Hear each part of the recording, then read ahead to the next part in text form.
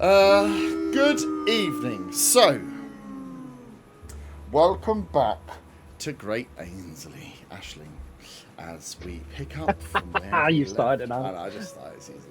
As we pick up from where we left off last Monday, was right. It's been a long time.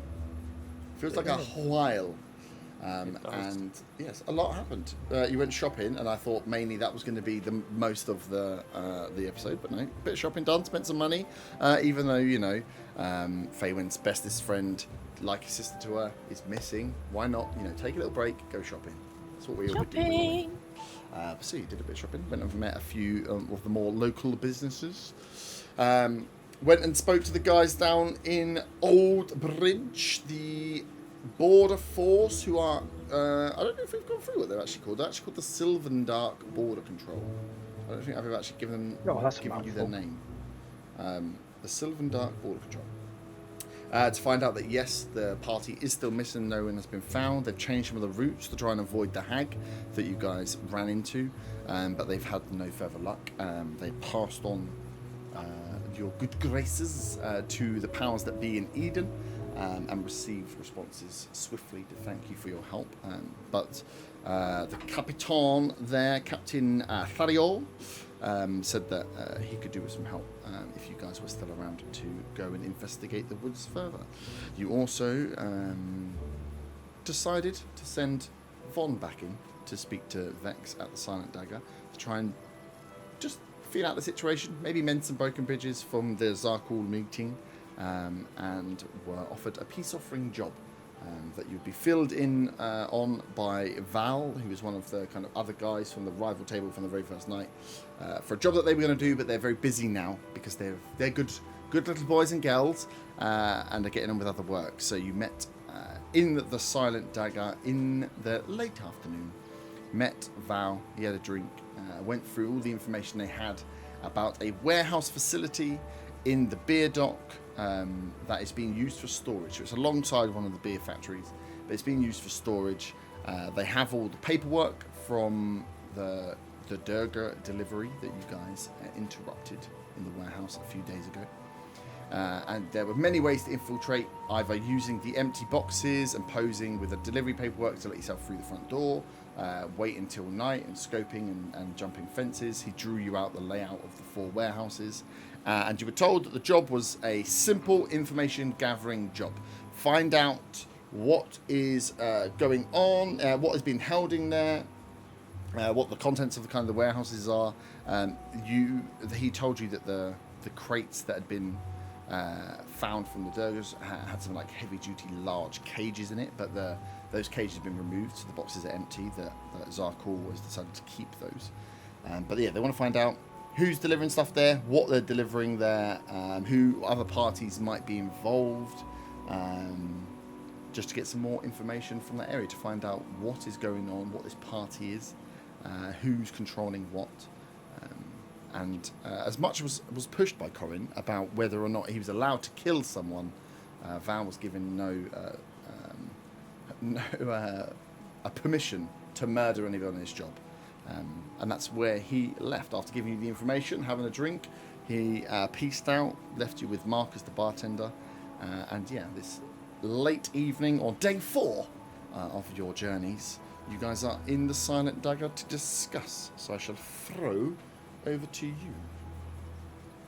I've got an idea of something that I could do personally to help on this job, but I feel like there's more important matters at the moment. As Val said, like there's no real timescale on this.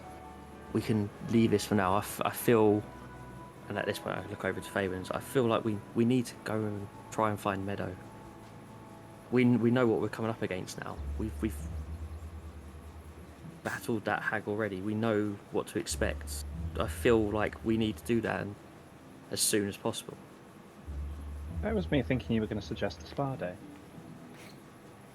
I throw a look of anger at Arta. I return the look of anger. I'm trying to keep eye contact, to keep my eyes open like a staring contest. Have I won? No. Never. Can't shoot Sorry, I yourself. need I look away using the staring contest. No roll required. Do you think we can take out the hag? What's that, sir? Do you think we can take out the hag? Do you think we've got what it takes? That's, you know, she seemed pretty strong. I mean, well, we didn't get a chance to actually attack her, did we? Or she didn't really attack us directly either. Those orbs, they seem to be weak to the radiant that was causing from the bolts. So I think we can easily take them out, knowing that now, me and Arthur between us. Yeah, that'll be Whoa, done to whoa, you whoa, guys. whoa, whoa! I can Well, only do so much in a day. Don't be prescribing my little spell slots for your own use. but I thought you were What always else? happy to show how powerful you are, Arthur. No. Everyone knows how powerful I am. I'm It's not just sure. like, you're not. Yeah, you'll learn. You'll learn. It's fine. It's fine. Wait, you're powerful? Pa. I thought you just coughed loudly. I cast thaumaturgy and cough. A pat him on the back. I think Von's right. I've read about hags, and I thought it was Meadow, and I'm worried that because she'd taken on the form of Meadow, maybe Meadow might not be here anymore. But I have to try. But I don't know how this stuff works, but maybe Meadow has to be still alive for it to take on the form. You know, think of it that way. I wipe snot from my nose. Nice. If we're gonna go fight that Into your thing again, splats. I'm gonna need to go get my new armor. Do I have time now to collect my armor at the end of the day? Is ooh, good. Thanks to Hayward's deliberating of time today, you will do, yeah, because it's late afternoon, so it'll be getting towards the end of the working day, and it being January, no one likes to work too hard today. So yeah, you've got a bit of time if you were to leave.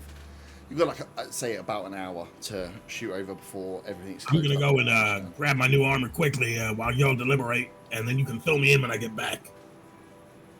Be careful, Zaga. I'll be fine. This city's nothing to worry about. Look out for them ducks. What? Nothing. Is it worth us heading in and maybe speaking to Edmund, whether he might know something about magic of hags?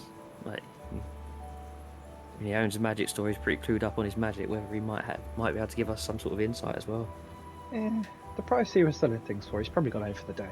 Part time. He's pretty snooty too. They'd probably charge for the information too. Herb, can I recall magic information on what I know about hags?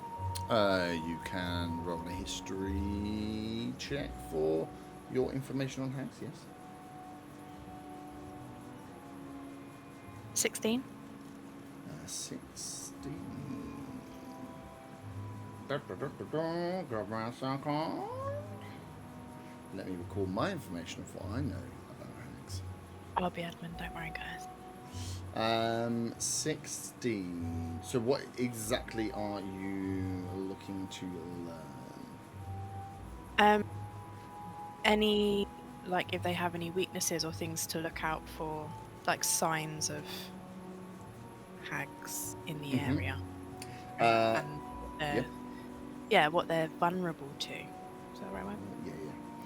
Yeah. So nothing comes to you around vulnerabilities. Most of what you've read about hags are like multiple stories of different types of hags. They all have like certain similarities, but there's that there's different types of hags that you experience. Ones that are more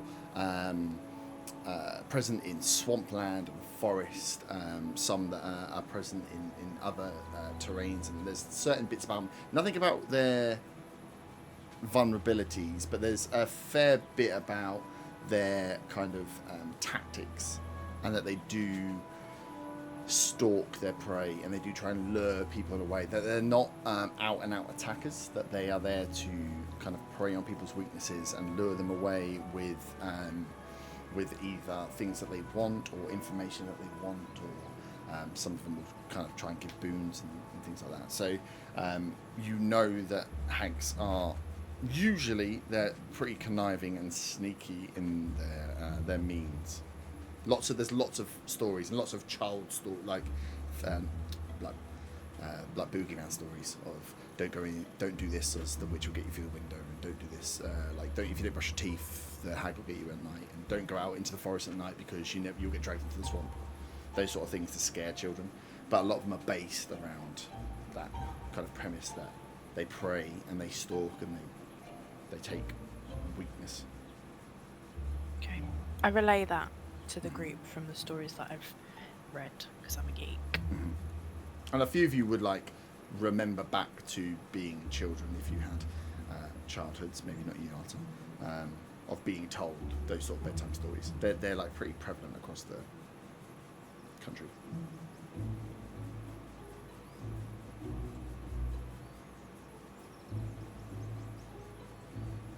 So we all agreed this is what we're going to do today? I'm going to go for this hag, try and find metal. Well, are we doing it today or are we doing it tomorrow? Well, it's probably best we do it in daylight rather than at night time, I guess. Good, because nighttime's cold, and I'm not a fan of cold. Well, I'll be back in a little bit. Oh yeah. Are we going with you? Should we go with him? I mean, it's a bit more interesting than sitting here. I don't know. I I mean, could I do guess I some playing- could. fresh air, to be honest, so Zaga, I'll come with you. Oh, me too. Okay, let's go. Okay. Nice. So you'll head out to the market district, leaving Marcus behind in the Silent Dagger, and head your way to the Sphinx's armor and shields, where Arben is starting to. You can see that nothing's working on the hearth. When you get there, that things are starting to calm down. There's a slow movement. You're starting to put stuff away as you arrive. Is there anything you actually want to roleplay out, or do you just want to pick up your armor and go?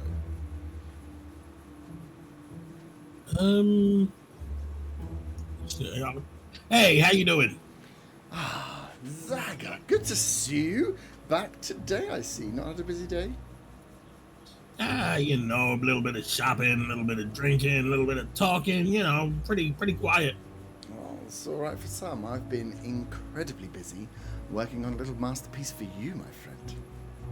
Awesome. Hey, before I buy that off you, do you know anybody, I guess you would call them military people that know how to train people in the use of items? I really want to buy a shield, but I need somebody a master to train me how to hold it without, smacking myself or one of these other guys with it. That is usually required. Not in Redvant. The closest thing we've got to a military is the border control, but they're not really. Well, I mean, don't let me hear me saying it, but they're not really military men. They're kind of administrators to watch a border. They don't do a great job. But Redvant is kind of a law unto itself. No military presence really. So no, I can't help. You'd have to, I suppose, venture further afield, or like I say, speak to the guys down on the border to see if they can help. But nothing I can do here, unfortunately. Ah, well, it just means I won't be buying a shield off you. How much do I owe you for the armor? That would be 30 gold pieces, please.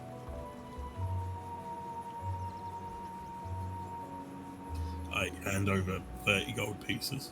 Nice. Wait, Zaga. I thought you paid your deposit. Yes. I did. The original price was 45. Ah, Nice, yeah. man, Sorry, nice. I was, I'm looking out for you. How are we going to get the band back together if, I don't have any cash? Well, I've still got some cash. I'm not failing. I was smiling sweetly at Arthur, and then I glare at Zaga. And as Arvin kind of leaves, you can hear her like flicking through and counting the coins as she gets there, pockets them in the little pouch, and then comes back, and she's like, "This is pretty special. I think you'll agree." She pulls out the studded leather armor that you can see is to your design. If you don't want to flavour it, it's got the studs definitely across the top. I did originally say it was George Michael Faith style, but it's up to you whether you put the sleeves on or not. She's made it so they can come off. You know where they're like roped on with like the lace. Oh, yeah. So if you want to, you can unlace and take the sleeves off and just wear it as a cowboy vest.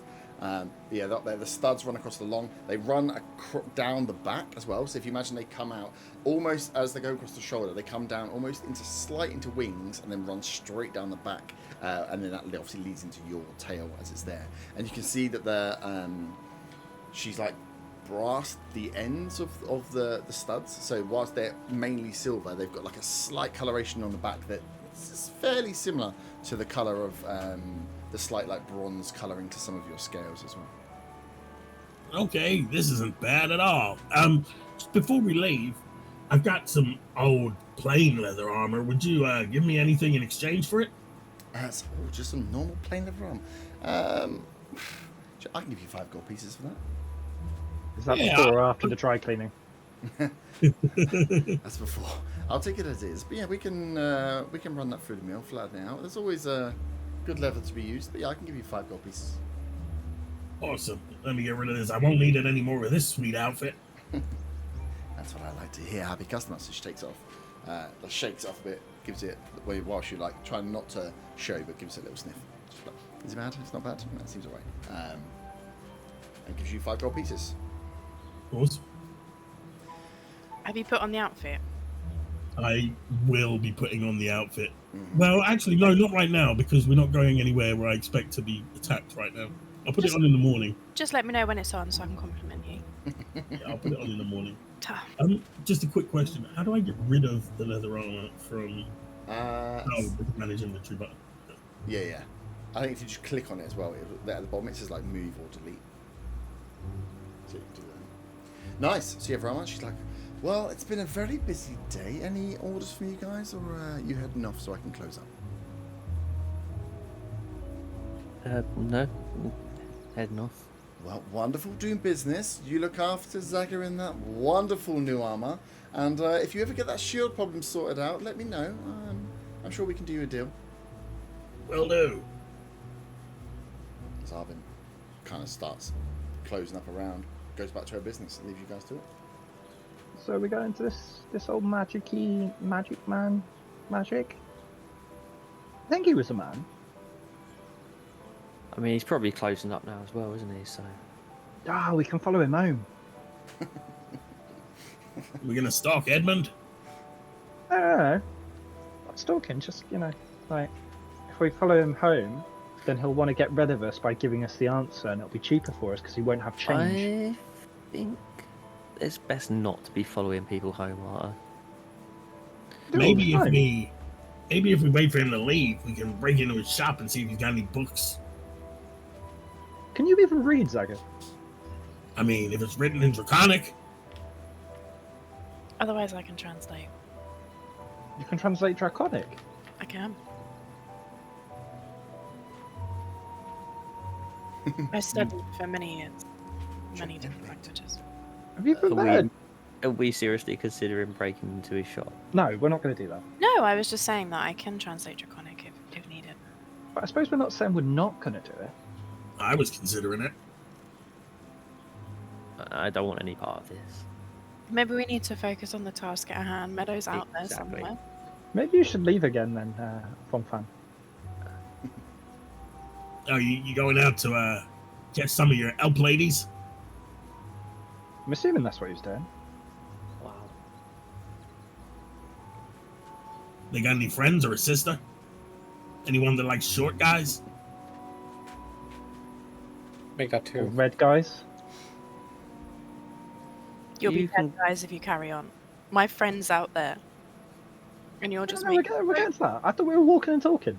I've feel like we shouldn't be waiting till the morning for this. I know in low light it's not best time to be going out there, but the sooner we get out there, the better.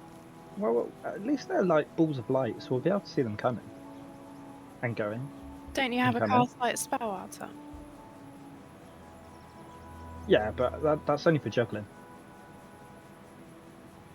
Maybe you could juggle a torch so we can see where we're going. Can Colin see in the dark? I mean, I can see in the dark. You can also see in the dark, I think. I can. I don't know if Karen can. Von can give Corin a piggyback. That'll really help with defending. So we're actually going tonight? I mean, is it safe for Faywin to cross that bridge in the dark? It was great in the daytime. That's the point. Wait, didn't they put planks there? Didn't the elves put planks? they had like Yes, they did. mud. I'm sure they would have fixed the bridge by. I don't want to make you all go out and do something that could be dangerous, but maybe we take a vote on whether we go now or in the morning. I start walking in what I think is the correct direction, but I'm not sure. Looking purposeful. Is there any kind of roll you can do to see if he's walking in the right direction? What, towards the south? Yeah, you can do a. Shit, what even would it be? A general intelligence check. God, that's not good. That's a 12. 12. I mean, you feel like it. I feel like you've been walking, and every time you've walked, you've managed to get there, and this feels like walking, so. I just end up somehow right back where I started, despite the fact I'm walking in a straight line. You're at the back of the duck pond. You're like, fuck's sake, no duck pond. Cool. So are you guys going to the old bridge now? It's getting, so if you manage to get into late evening, as it's starting to close down, and the shops are starting to close, you see as you back out, if you come out of the street you're on as you're walking and talking into the market square, you can see that the lights that are on are for the inns and the taverns. A lot of the shop doors are starting to close now, a lot of people are starting to move, and it is January, so it's getting pretty dark already, like torches. You're seeing the lights inside the taverns and the street, like some of the torches on outside the buildings to light the streets are up, are starting to go up as it's getting dark pretty quick. So if you are going there, you'll be going in the dark.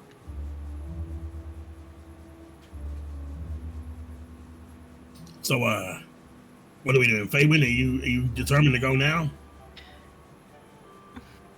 I can't bear to think of her out there, but I can't bear the thought of me putting you all in danger by us going now. I've already potentially lost one friend, I can't lose any more. Maybe we head out first thing. If that's what you'd prefer, Faywin, then we'll head out in the morning. I just want us to be safe. Cool. So yeah, she thinks that morning. Yeah. I've been walking for a while and I turn around to see no one's following me. Where would you be heading to stay for the evening? A few options. You stayed a few places.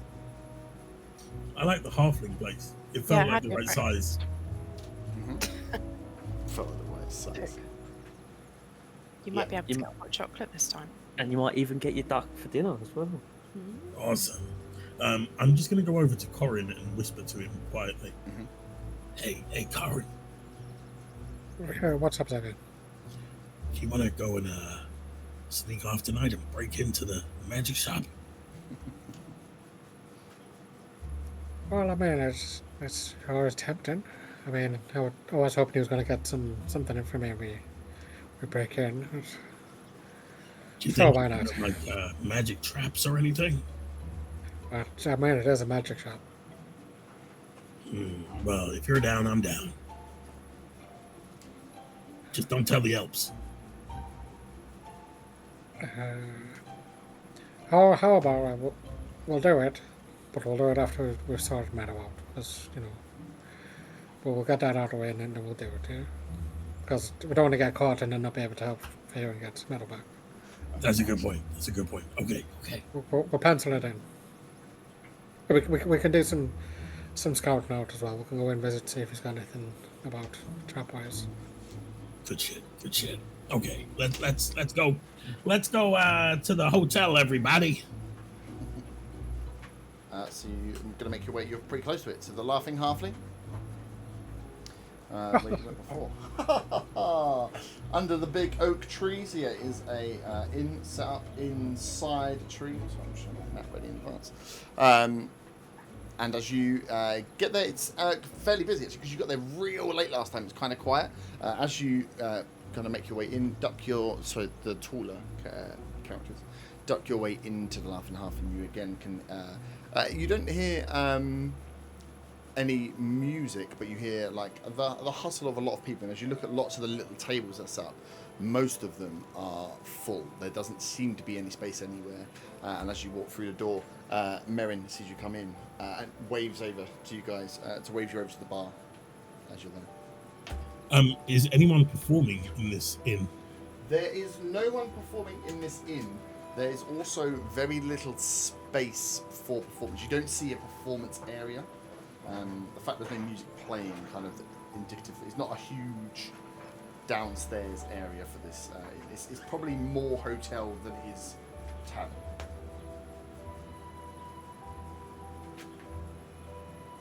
You can definitely ask. So yeah, Merrin waves you over. You can't see anywhere to sit as it stands now. But yeah, Merrin's waving. No, we're over. standing. That's why we're standing. Yeah. As it stands. Get it? As it stands. As you stand, you're standing because there's nowhere to sit. Hey guys, Merrin's waving us over. Shall we go? And I start walking towards that. Cool. Oh, I thought she was just dancing. Merrin's a man. I mean, there's no music, but I thought. Pretty sure Marin's a guy. Merrin's a dude. Hey. I mean, I'm not going to assume anything. He's gentleman. This is Merrin's voice, right? What, boys? No. Maybe we should ask Alex. Sorry. Who's Alex? But just some weird punter. God, you know everyone. You do know everyone. So yeah, you rock up and Merrin waves you over and he comes like, oh, I'm so sorry, I can't get you seated at the moment, but if you want to take a seat at the bar, drinks? Do you want drinks? Everyone drinks? Just it's been busy today, I tell you. Alright, I'll take a rum. A rum? Oh yeah, a rum. He kind of looks around, he's like pointing at the rest of you like, Do you have my hot chocolate? we don't have it. I thought it was a breakfast drink. We were going to do it for breakfast, but no. We're a little bit busy for hot chocolate now. Give us a couple of hours and we can get one done. But anything from the bar as we're going around? Rum? I can do a bottle of rum if that makes it easier for everybody. I'll have a brandy. A brandy, nice. Can I have some wine? Wine indeed. Are you all paying for these? Just some water, please. Water, of course, water. Have you run out of money, Faywin? No, she's just gonna steal Von's wine again. I haven't ever stolen Von's wine. I just know that we have a big day tomorrow and I want to keep a clear head. And then I huff. I'm Hermione Granger. Yes. Arthur. Merrin's like Merrin, and you see can I as well. have- He's pouring out the rum, and then he flicks over and pours out the wine. As he's like not really looking, he's doing it from. He's looking at you, Arthur, waiting for the order, but pouring out the drinks as they're going. Starts moving over to Can you I guys. have a wine A with wine. rum and brandy in it? Ooh, that sounds quite horrible. But you can indeed. You can have whatever you're willing to pay for. So No, I don't want to pay for it, so can I have a Okay. mead? You can have a mead. Our finest mead, I'll tell you. Very sweet. Very, very good. Lots of flavour. So, are we doing rounds? I'll get the first one. Nice. Art finishes his round. Art finishes his drink and goes to bed. Be 8 silver for the round. Not charging 8 for the silver. water. 8 silver for the round. I hand over 8 silver. Actually, I hand over 9 silver. One for the bartender. Oh, nice. Very good. I thank you. And like I say, if anything comes up, I'll get you guys sat down as soon as possible. If you see a table, grab it. And he goes back and he then picks up another tray of drinks that's been poured and takes it out. It's a nice bit, and it's like busy with people chatting and drinking, and there's lots of merriment. And there's lots of small tables, lots of small groups of 2 or 3. A few of them have pulled like 2 of the small tables together. It feels like a mix and match. People just grab and move stuff when there's groups eyeing up. But you guys are perched up at the bar for the time being. I'm just waiting for Artie to pick up a table of somebody else. I'm gonna go sit at someone else's table if there's any spare chairs, and just like drink myself and not say anything, just kind of sit down. Just sit down. You can find like the odd. So if you imagine it, it's like there would have been like a small round table with like 4 stools around it and another one. But you can see where like someone's taken a table but then left 1 stool, and then there's someone else has taken other stools. So there's like a lone stool with no table. So you can go and sit in between 2 groups of people if you'd like. But you would be at a table. You'd be kind of sat on your own. Yeah, I'll do that. It feels more your vibe. Yeah. Nice. So yeah, the floor is yours. The bar is yours. If you guys would like to do anything, or you've got rooms to book and go from there. I knock back my brandy and look around to see who's getting the second round.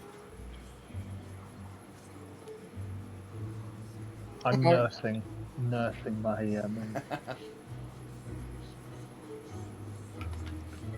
I want to drink there, Zaga. What? Drink. And I make the drinky sign. Ah, yeah, definitely. Anybody else want to drink? I'm good, thank you. I'm good for now. Sorry, let me know if you want one. I'll take another rum and another. You want a brandy, Zaga? Brandy. Brandy, yeah. Thanks. No problem. And as A rum and a brandy, please.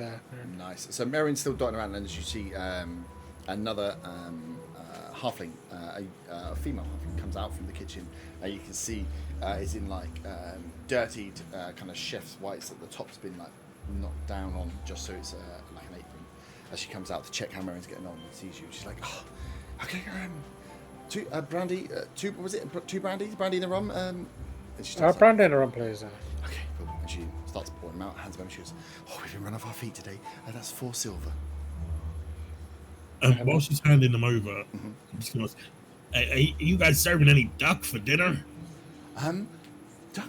Do you know we had a request for duck for dinner yesterday as well? It's, but we haven't got anything on for dinner. We can knock up some food now, but we've got a bit of a backlog and a wait at the moment. It's just myself in there, you see. But I can do some meat if you'd like, some chicken. It's not as rich as the duck, but I can do a lovely salad. It's okay. I'll pass for now. Thanks. Okay. I look up at her and ask, is there any particular reason why you're so busy, or is this just what it's like? Yeah.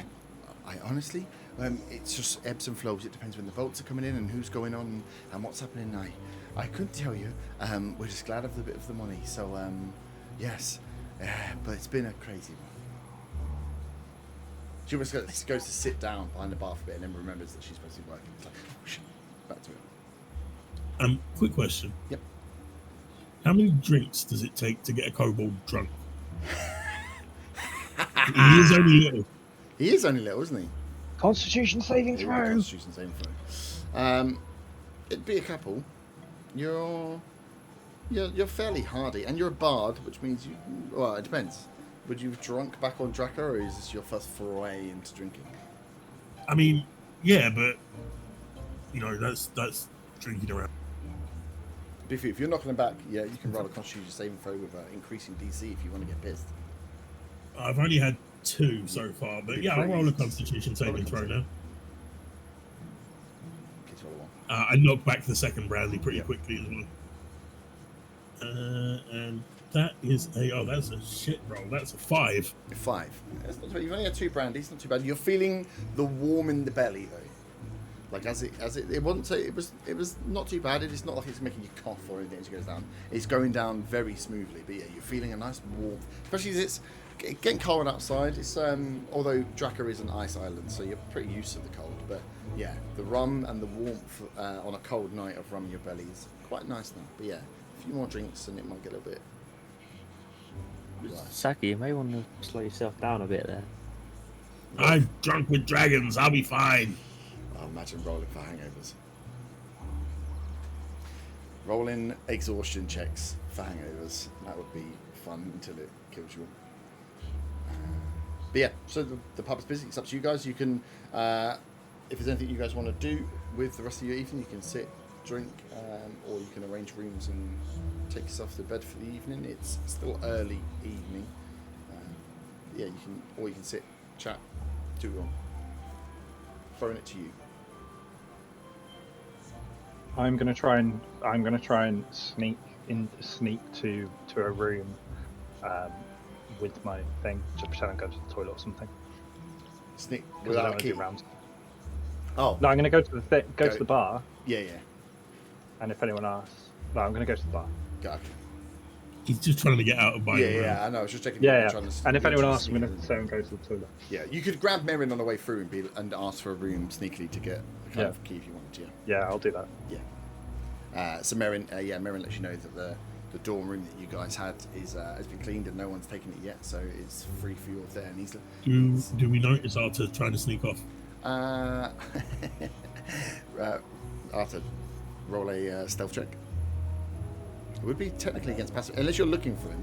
It would be against passive perception. Oh, that was almost that 20. It's 15. 15. That beats my passive perception. Yeah, it beats Same. everyone's. So Yeah, just beats one. you almost laugh at Arthur being sat on his own, and then you look back, and the red tiefling has disappeared. Merrin comes to the bar and throws down another couple of keys and says, just spoke to your friend. He said you guys wanted the dorm room again for the evening. There's a couple of spare keys. And then looks at you, Zach. He's like, did you want the suite again? Yeah, I will. But where did that cheap bastard go? I assume he took himself to bed. He asked for the key and said he was going to make his way upstairs. So I can only assume. Can't trust the red guy. God damn it. Okay, I'll get to the next round. It's my round. I'll get this one. Okay, thanks, Bonbon. Well, I know you drink already, Von, so... No, it's fine. Okay. Same again. Rum, brandy. Sure, I'll take another one. Cool. Faywin, you sure you don't want anything? No. Dagger that hurt. That's some past that's been dredged up in my brain. But maybe I shouldn't be drinking it as well. She's gonna sit there all night watching us get pissed. do we notice Faywin's tone? I think without even rolling, you would notice Fabian's tone. Yeah, that was quite. Zaga disregards quite Faywin's. I'm very used to this tone by now.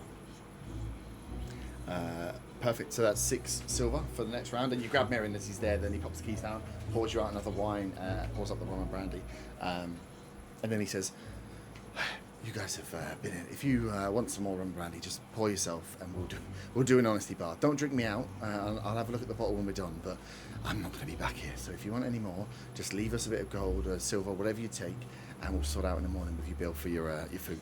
Zaga's eyes light up. So I can only imagine the look Faywin's going to give Zaga right now. I'm giving it in real life. Like, you know the emoji with like the upside down D? That's the face, like weary. I think I'm gonna head up, guys. Yesterday really took it out of me. I just need a bit of quiet. And I pick up one of the keys. And I leave. See you later. Out the night ahead. See you later. As she leaves, I turn to her and say, whisper to Anne, now's your chance to go. And now's your chance to go out again now, man, if you will not notice now. Not going to do any more of your research. I don't know what you think I was doing, but I was honestly just doing research. I don't care what you're doing. Just, if you do go, just make sure you're back before you go. So otherwise, you're for the run. I'm not going out tonight. Does your research have a cousin?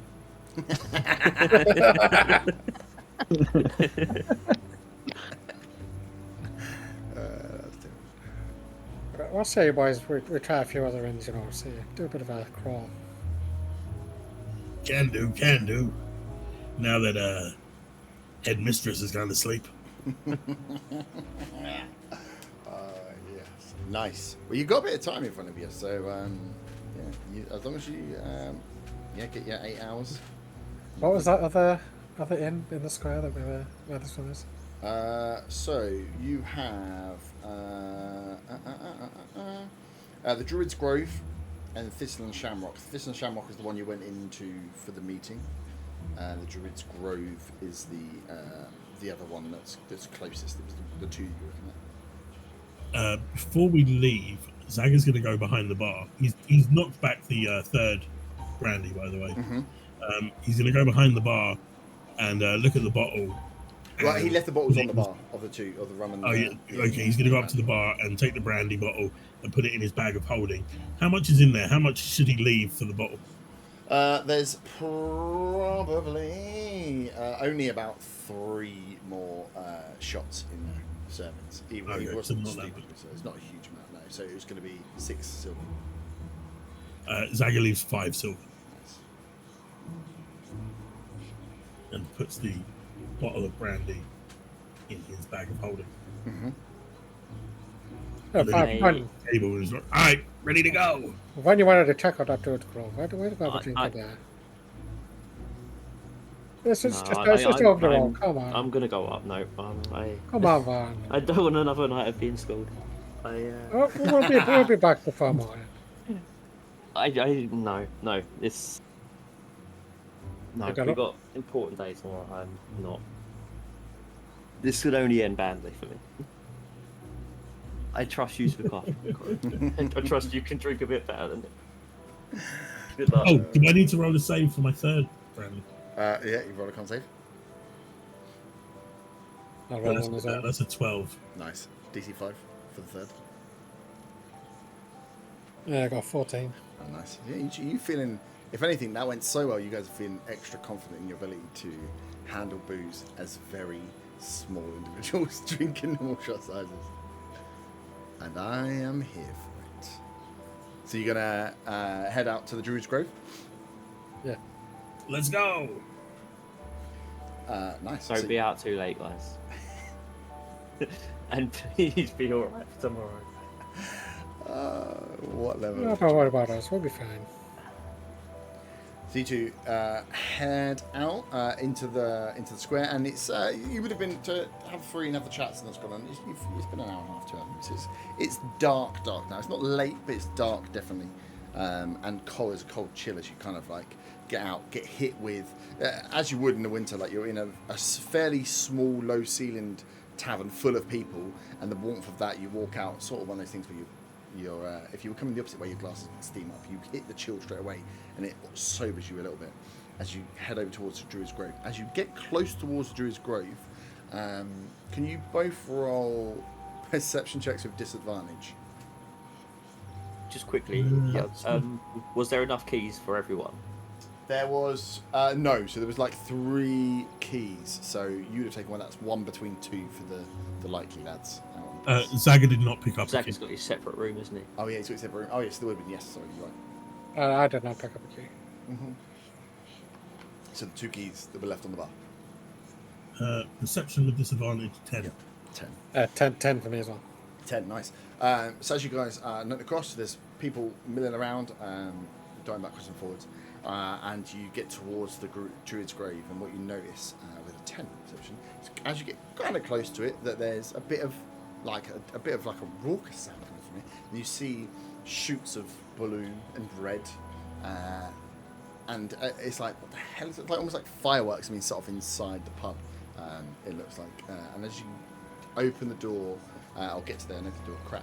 You're hit with a sound of music, loud music playing, and it's dark inside the pub, but there's just bright lights shining out from whoever's there. There's like almost like fog along the bottom of the floor. It's like, what the hell is going on here? It's a different vibe altogether. It's an Oceana. It's like Oceana crossed with like The Alchemist. Have you been to The Alchemist? Oh, fancy. But Which crossed with Alchemist? Oceana. Right. Like The Alchemist, if it was in, how do I say that? Does it have sticky carpet? It would definitely have sticky carpet if it had carpet. They opted not to have carpet because it was going to be sticky. Does it smell like people used to smoke in there but don't anymore? No, it's not that bad. It's not that bad. It smells of smoke in there because there's smoke in there. What the hell is going on in here? Well, it's as like you- a party to me. And you two being smaller folk are like at arse height with lots of sweaty people. As there's people up on the feet, like there's no one really sat around. The music that's playing is loud, and it's what type of music is it? It's definitely not got any. I'm trying to think of what the equivalent would be this time. There's lots of drums. There's lots of fast beat. There's lots of foot stomping EDM. that's going on. It's a bit like EDM, but like medieval fantasy EDM kind of. As I'm close just as you waiting get for to dance like a music Skrillex with drop. percussion instruments. So yeah, it's like a bit sway, like yeah, jazz club mixed with a rave from I the start Middle doing Ages. big fish, little fish. Yes. So you guys are like bumping into people as you're pushing through, and the place just seems cramped with you in there. As the noise is going on, you can fight your way through to the front of the bar. Yeah, people are just, and you're just, it's one of those where you're squeezing through to get into people as you're there. I'm just looking around thinking, whoever's putting on the effects, I need to hire them for my show. Yeah. Or teach Arthur turns in his sleep. Cold chill runs down your spine. Nice. As it's so cramped in there, while I'm at the bar, we're all pressed up against each other. Can I make a sleight of hand check to try and pickpocket somebody at the bar? You can do while someone, is up there. Roll a sleight of hand check.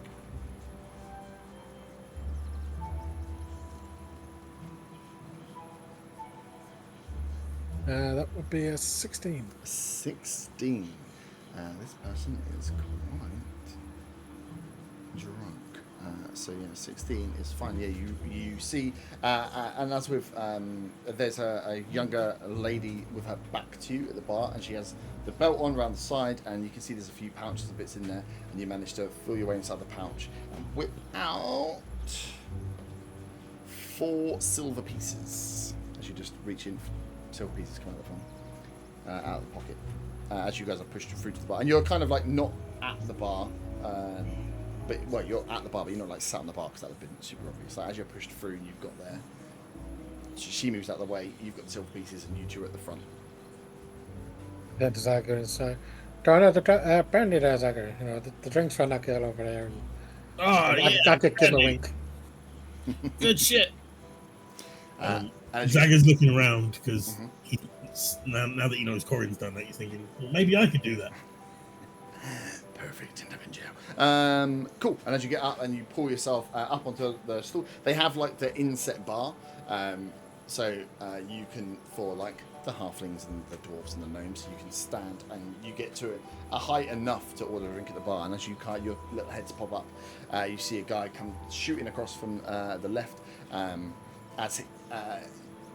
At the bar, you see 2 youngish humans. One is he's got like silver. You can see from his facial features he's young, but he's got silver hair, just like a short back and sides with a quiff on the front, little round spectacles, like an older Harry Potter. And the other one is a younger woman, and you can see at the end that she is the one that is just like firing off these like little light orbs and changing the colours of things and moving stuff around. So you can see there's a bit of magic playing on here.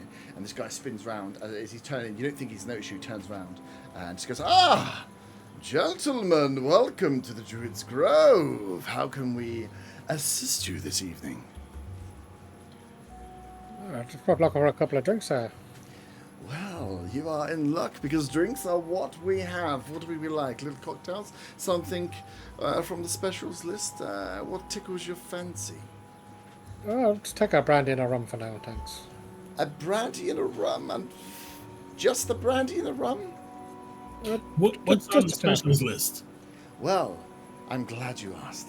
There's a whole concoction on the list. We don't just serve any old brandy and rum. And you can see that as he points down the cocktails list, they've all just got like Ponzi-ass names, each of them costing like double what they were before. So you're talking like from like 4 silver up for these things. And it's like the equivalent of like a smoky old-fashioned where there's actual smoke pouring out of it, or you get your fizzy mead that comes in a test tube in the shots. It's very pretentious and wanky. being a bard, Zaga likes pretentious, artsy stuff. What's the most pretentious name on the specials list? Yes. Okay. I've got to find my specials list now.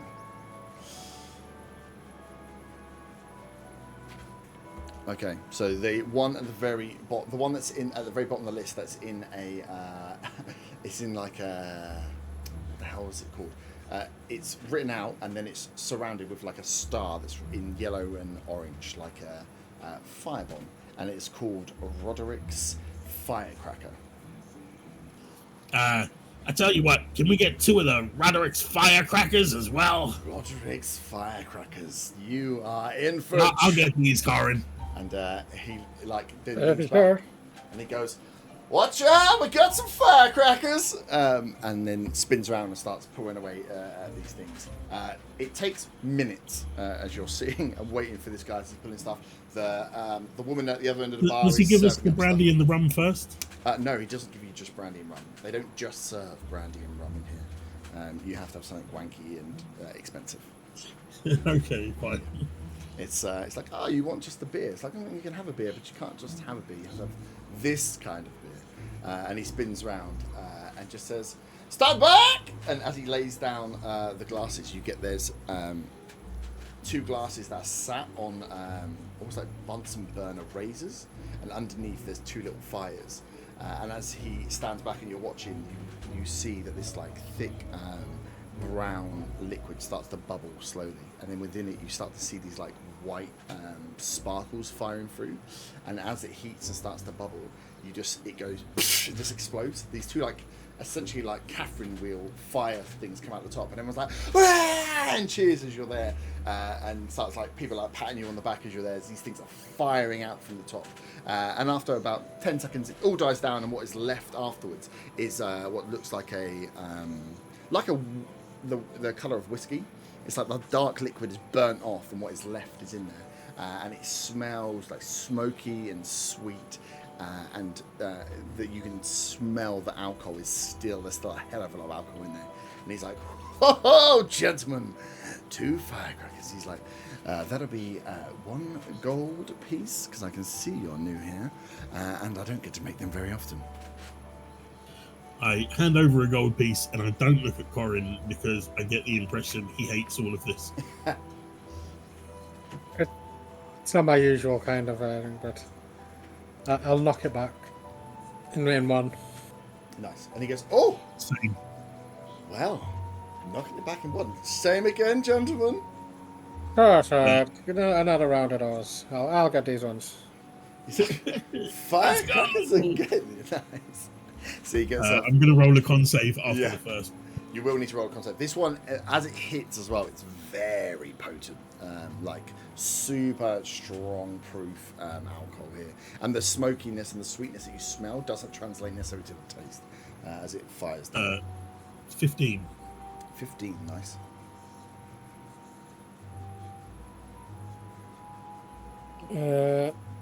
Well, we got con save. Con save. Yeah. 14. 14, that's. Oh, sorry, 15 with the plus. We've handled that one fairly well as he goes off to making them again. That's another gold as he as you cut through. And the second time around this close, the less jubilation for the firecrackers as it goes off. But still, people move back. This is like live fireworks going off at a bar. As again, the woman that kind of shoots to the other end of the bar now, and then Roderick peels off after you've made these 2 and starts serving some other people as they're building up around you. And you get that, like, as you get the second drink served in your like full garb that you've got on now, you're starting to sweat a fair bit. Like, this is warm ass place. You look around, lots of people are like, for a winter, it's like winter in Newcastle. It's bloody cold. People aren't wearing a lot of clothes in this bar though, because it's very sweaty. It's a very sweaty pit. Yeah, and you guys starting to feel the heat as well as the alcohol hitting your stomachs. So, This one I will sip on. I won't knock it straight back. I'm noticing less enthusiasm from the people. I will hop up onto the bar, yeah. start with my drink in hand, start dancing around like Mary and Pippin and Lord of the Rings on the table. Only Nice. what you're gonna dance with both of them as one person. That's as Well, I drag Zaga up with me. Yeah, Zaga's drinking. He's dancing. Let's go. Question: how many drinks are on the specials list? 6, but I don't have the names for all of them. I'm gonna roll a d6, and Yep. whatever number I get is what I'm ordering next. Okay.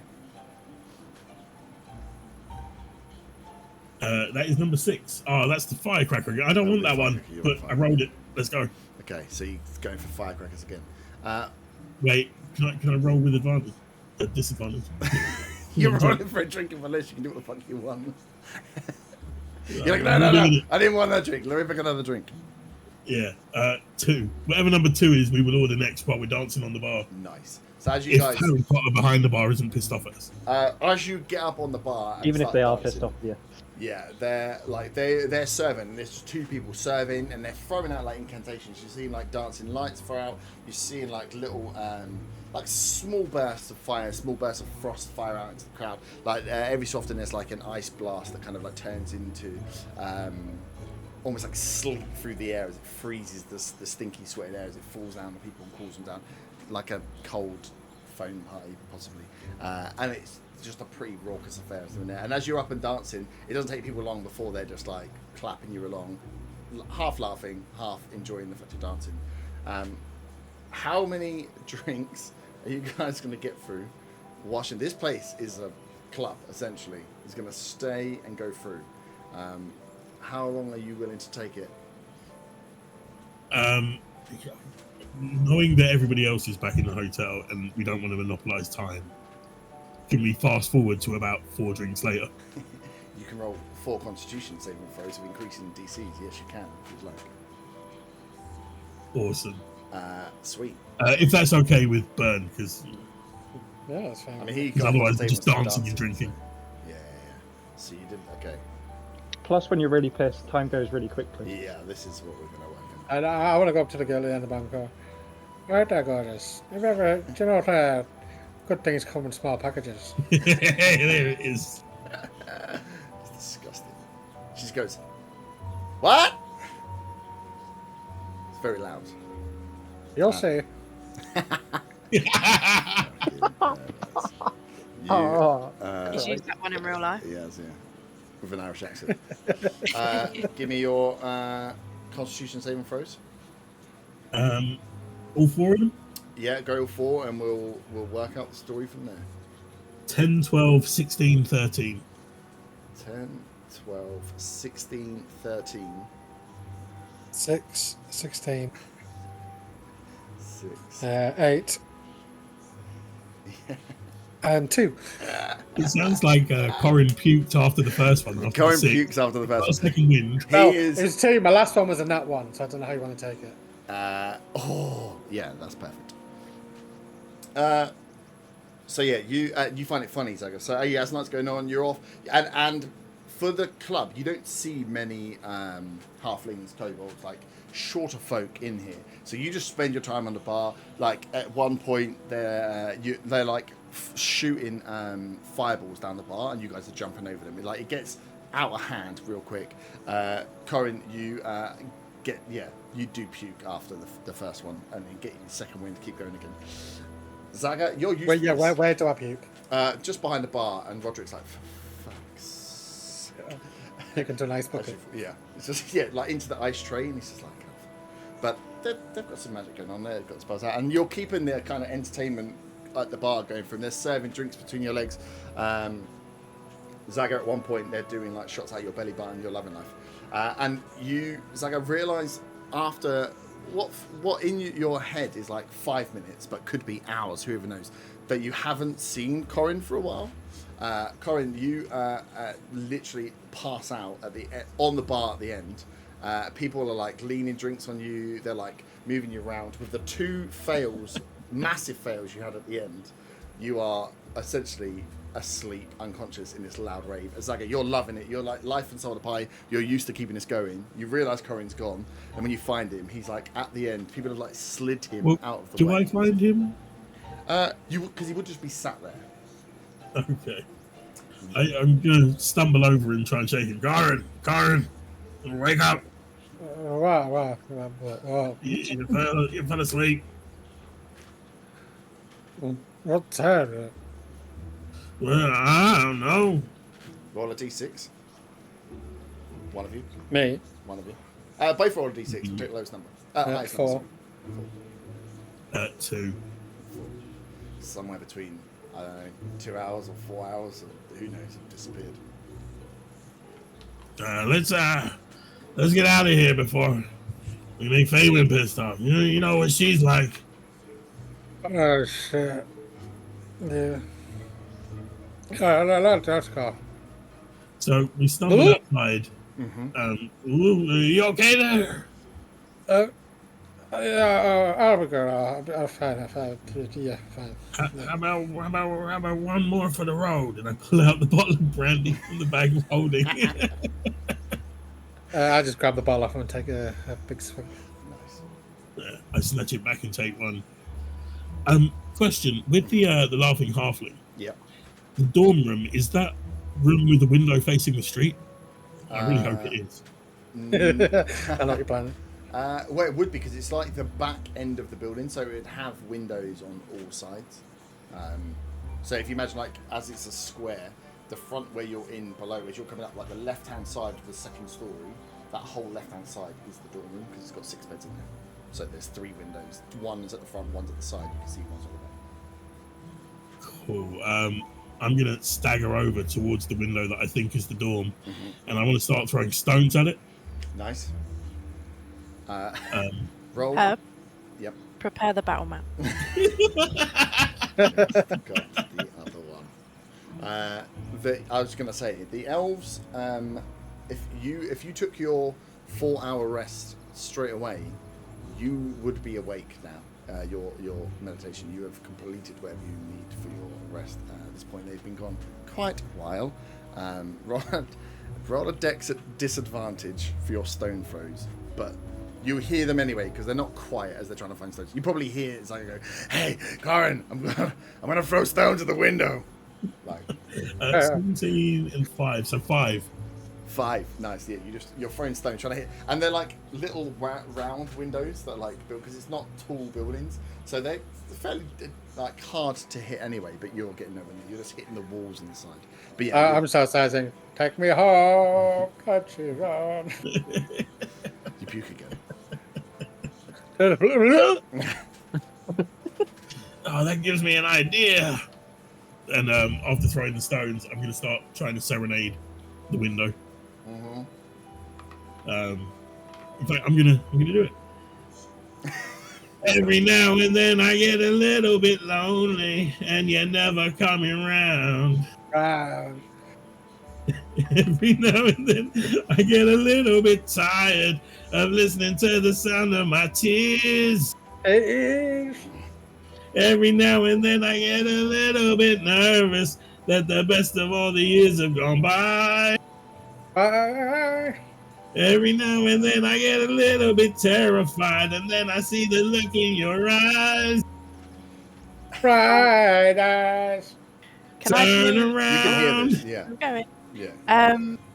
I am awake, funnily enough, and I look at Ron with a look of absolute disgust and say, in Elvish, very sternly, if you want to be forgiven, you're going to go and sort that out.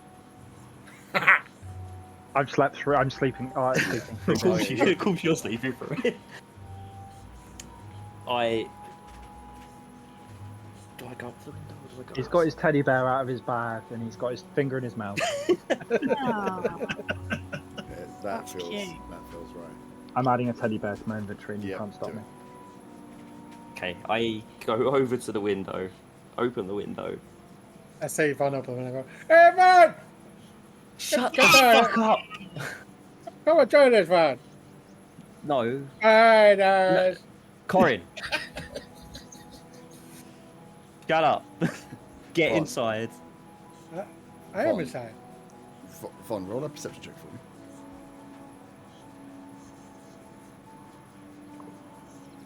Oh, fucking hell. That's a 6. A 6. You, as you are shouting at these guys to shout as they're singing towards you, you don't see until far too late 2 looming shadows appear behind your small friends, And as you're singing, Zaga, you hear in your ear behind you as these guys creep up quite easily on you. Who's booing now? And then you just get a bag thrown over your head, and you just start getting roughed up. And Corin, as you turn, another bag comes over your head. As you have been grappled, you see this Von as they're there, as they're shouting, and you just see them just disappear under this grapple. Would you both like to roll strength saves with disadvantage, please, due to your drunken condition? Oh, we didn't like that song. 6. 6. You are literally like the bag's gone over and the bottom is being held as you are wriggling, but you cannot find a way out of this bag in your drunken state. You may as well. I'm also yelling. 11. Yeah, 11. The bigger one went for you. You struggle a bit as you try to get you realise what's happening. It kind of half sobers you. I mean, you've puked quite a lot of the alcohol up by now, Corinne. But yeah, it gets like you get a kick in the ankle as he pulls you around now, and you both just start feeling as you're being like punched and pummeled. You individually take 3 points of bludgeoning damage as you get essentially kicked and punched in these bags, and then you hear the laughing as someone just like escape. See, I'm too drunk to even recognise what this is about. Yeah, The Booth comment didn't even make sense. So yeah, you are. But no, what I was thinking is, you're being held there. Von is. I just thought it was a herb thing. Who's doing now? I've only just picked on what it is. It makes it even easier for me. You sure you're not drunk in real life, but Yeah. You are. Who's doing now? As Corin, you have been lifted. Now you can feel you're sat in the bottom of a sack, and you're being like held up. You don't know how high you're being held up, but you can feel you're being held up there. I'll give you. Let's go away, thinking I'm crowd surfing. Zaga, you get thrown out after taking that damage onto the floor. Out of the bag. Out of the bag, yeah, onto the floor. Do I recognise my attackers? Roll a perception check with disadvantage. How high So up is the window I'm in? It's a second floor window, but it's a smaller building, so it's probably 15 foot. 13 perception. 13. You can see that it's a smaller build humanoid figure, but you can't tell him. It's really dark out here. The lights are closer to the building, and yeah, you can't see anything in the face as you're like, one, you're already a bit wobbly, and two, you've just taken a few punches and you've just been rolled out to the floor. Yeah, and drunk. And Yeah. drunk. I throw up on the pavement in front of me. Nice. Can you roll either a deck? Well, the person is going to reach down and try and grab towards your bag where they think you may have your gold and your valuables. You can either try and dodge it or hold on to your stuff. Either way, you're rolling. I will try and dodge it. Dodge it. Yes, roll your decks. How small is this window? Is it It's too like small? You'd have to like pull yourself through it and then fall on your face and try and Not like face first. you'd have to go face first and acrobat yourself to your feet. Yeah, there's no like crouching. Fucking and salmon jumping jump out the window. out. Pretty much salmon jump out the window and hope you can roll it to save you. Would you roll second? I am going to turn round and say to, try and get Arthur awake. Someone's grabbed him and just run out the main door to go downstairs to try and get round to him. Fabian's going to be even angrier now. Yeah. Oh, you don't want to. What did you roll, Saga? With disadvantage, 19. 19, nice. So you managed to roll, and actually your way of getting out of it is that you've just covered yourself in your own sick, and the person's like, nah, fuck this. So just gives you another kick. You take another point of damage, and then seeing and hearing from the window, you hear a female voice lean over and shout, and just says, "We've done enough. Leave him. Let's see." don't actually don't say that. She'll just say, "We're done. Leave him." And then Corin, you feel yourself just get dropped from the bag as these two like back off into the night. Vaughn, are you gonna run down the stairs and run out? Yeah. Yeah. So by the time you get out and run down the stairs, you can see the 2 sacks on the floor. Your 2 friends are there. Corin, you either sat in there yourself or you've crawled yourself out. Roll a Constitution saving throw for me. DC 15. Corin.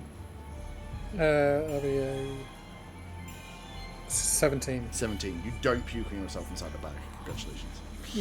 But yeah, as you get out there, no sign. These 2 people have disappeared. Zaga's puked all over himself. Corin's got himself out of the bag. Hasn't puked on himself, but there's sick kind of everywhere in this area. As you find your friends on the floor. I see Bonbon come down. Bonbon! You want a drink? No more fucking drink for you. What the fuck have you 2 done? I go into the No, window. we're done anytime. We're just having a good night. Yeah, we didn't do anything. We were partying. I don't know what that was about. We had a good time. They tried to rob me. Oh, fucking bastards. I'm gonna go to the window Mm-hmm. and I'm gonna look out and I'm gonna whistle to get everyone's attention. When I hear the whistle, I loudly shout, Faywin!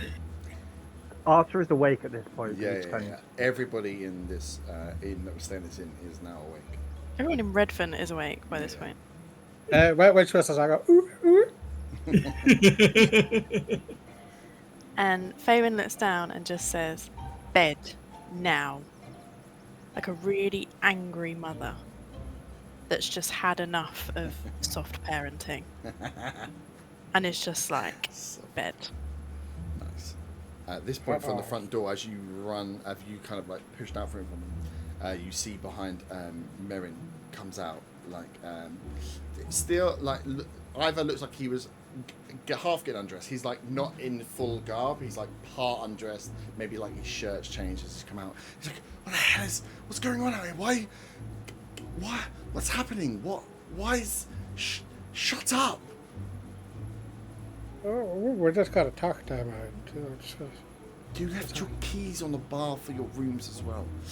Please, can you come inside and we'll discuss this in the morning. And he looks, he's like, "Oh, you've been sick as well." Have you got a bucket of water? Yeah, there's one in the toilet out the back, the water closet. Go and sort yourselves out. But please get in off the street. I go and throw the bucket of water over myself to try and rinse off the sick, and then go inside the hotel. Good sign. Yeah, I did say. And I grab the key and go to my private room so I don't have to see Faywin. I just sleep in the toilet. Nice. Can you both roll There is Constitution? 2 beds in that private room. You could go. Oh yeah, go that's in good. for some- And you're small anyway. Can you both roll Constitution saves, please, for... Oh, that's not good. That's a 3. 13. 13, nice. 13 fine, with a 3, you at the moment have a point of exhaustion. You failed 2 con saves and just failed a 3rd one, so yeah, you have a point. Do we still have 8 hours to sleep? It depends what time you sleep into. It is early hours of the morning now. You lost many hours to the Druid's Grove. So yeah, if you sleep, you're going to need to sleep through till 10 or 11 a.m. To go. So if you had any plans of getting out early. I'm not even going to use a hit dice. I'm just going to roll with the damage I took. So up to you guys. I'll just be asleep in there till somebody finds me. Nice. So the morning... I was going to go for a pee in the middle of the night and pee on him.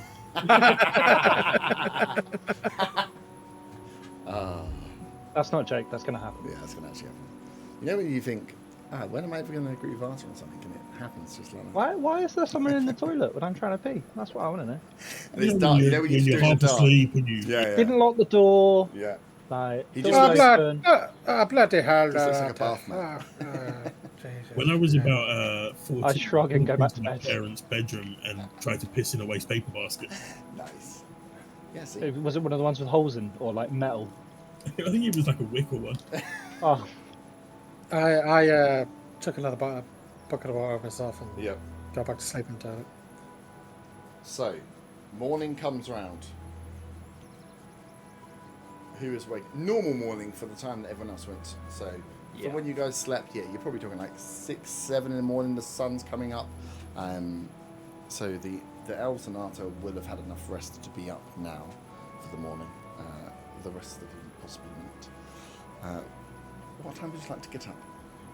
I'm just going to say, as everybody walks past Zaga's private room, they hear very loud snoring. Yeah, but the door's not locked. He didn't bother in his drunkenness to lock the door.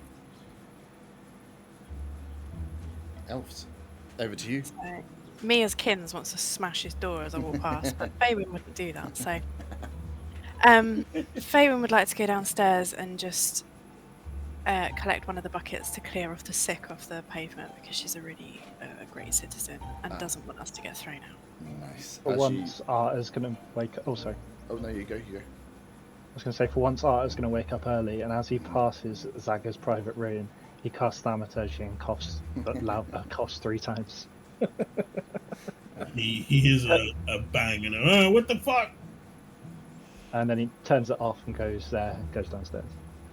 So as you go to grab a bucket from the kind of the washroom downstairs at the back of the pub and make your way outside, you see outside is the female halfling that was there before, and she's already thrown a couple. You can see she's already thrown a couple of buckets of water out there to try and clear it up.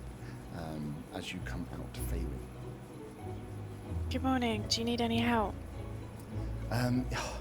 If you wouldn't mind, this Merrin told me that well, a couple of your party came in a little bit worse for wear. He's not very happy about it, I have to say.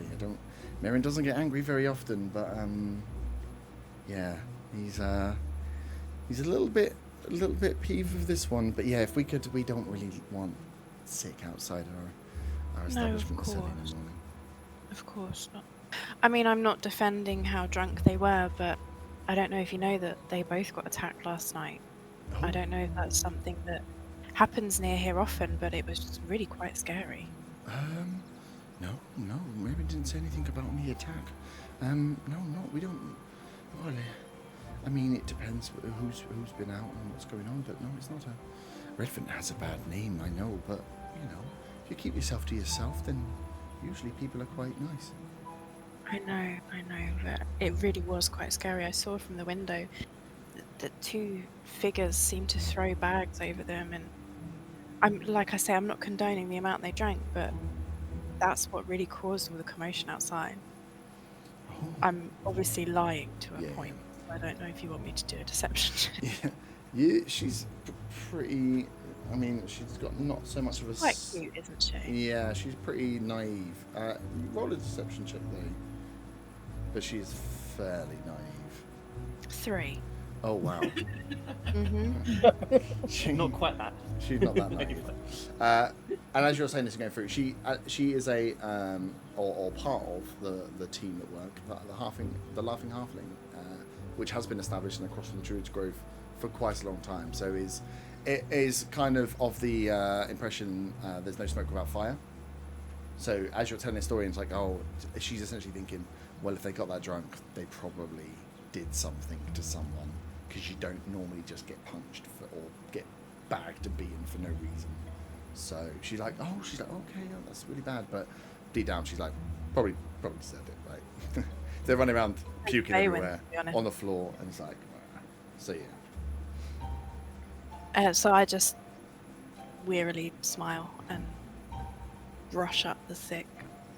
Nice. I'm guessing there's a broom just to kind of scrape it away. Yeah, she's just trying to shovel it out into the drainage system of the sea, to try and get the pavement at least clean of any visible. Luckily, a lot of alcohol. Didn't really eat that much yesterday, you guys. So it's mainly just stinky booze. So a few buckets of water thrown across it gets it cleaned up. So I'll help her do that, and then I'll head in for breakfast. So when I head down, I'm going to try and find Merrin and apologise for Mhm. them two. Yeah, he's there and he's like serving out, and as you come to socials, he's apologising to like a younger couple of halflings that are on a table in the back corner. As you come down, he kind of looks at you. They look at you like a little bit, not scared's not the right word, like a mix of scare and curiosity of just like, oh, what's going on? And as you see Merrin, he is like, his face, you can see goes from smile to scowl, back to smile, as he like finishes greeting and comes over to see you. He's like, I feel like we need to have a little bit of a chat, don't we?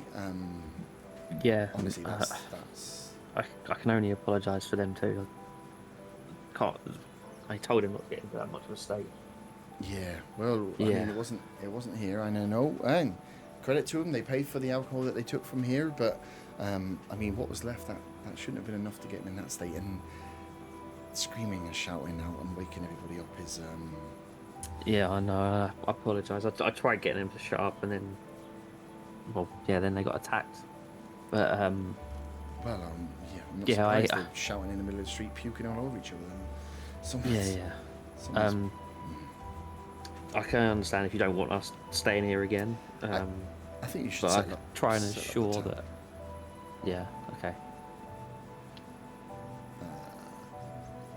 I'm just trying to make sure I've got it. Yeah, exactly. I think you should. Yeah, maybe set up the tab and we'll leave it a few days because you know we try to run a nicer establishment here in Redvant. It's not easy, and you know, if that's what you're into, there's places all around you can go to, but that's not really. I mean, I can assure you, I've never seen them two like this myself either. But yeah, I fully understand. How much do we owe? Well, for each of your stays, I think it's 25 silver for the whole lot, or 2 gold and 5 silver, and that covers all the rooms. And nothing in there for the cleanup. We'll get that done anyway.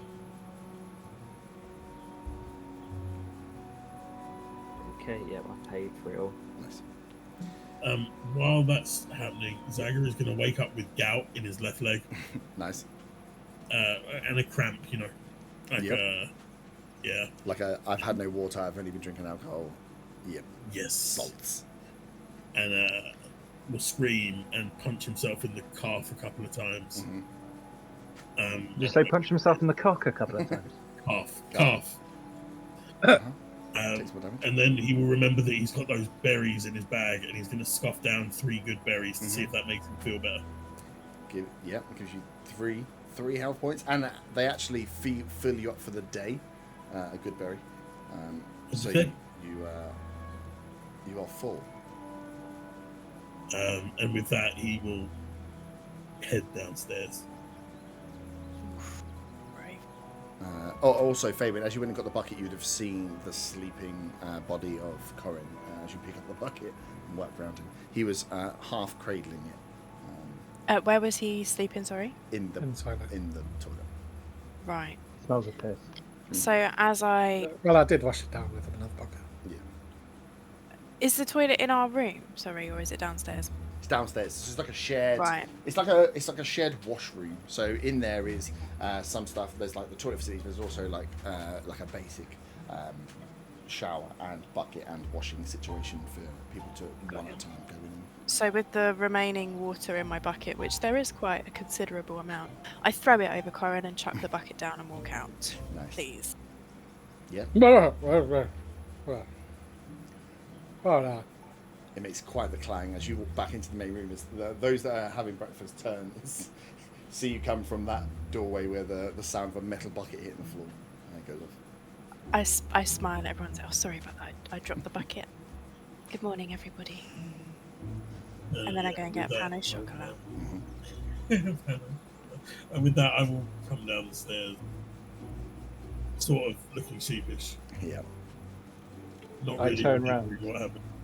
I turn around as I kind of hear him. I think he's trying, even if he's trying to be subtle, he's very loud. Just kind of stomping down the stairs, and I turn around and I look at him. I just giggle. I don't say anything. I just giggle. Mm-hmm. I wander in from the washroom area, sort of rubbing my head. I'm good. Is the With the sort of breakfast laid out, is there any sort of water out, or do I have to ask for water? Yeah, there'll be water. So as part, it's the same as like that continental breakfast like buffets out again. So there's like big jugs of water, a big jug of like pressed juice, and then there's the array of freshly baked pastries, a few meats and cheeses. I get myself water. Sort of, is Merrin behind the bar at this point? Merrin, he's close. He's like milling around. He's dotting in and out of the kitchen as he comes out. So yeah, I kind of you got catch to him if you go. will. Catch him and say, "I'm sorry about last night, Merrin. It's not like me really." And I'll give him a call. I take this as a kind of an apology and whatnot. He's like, I let you drink as much as anybody, but you can't just go around puking outside of different venues when it sees fit and trying to pay your way out of it.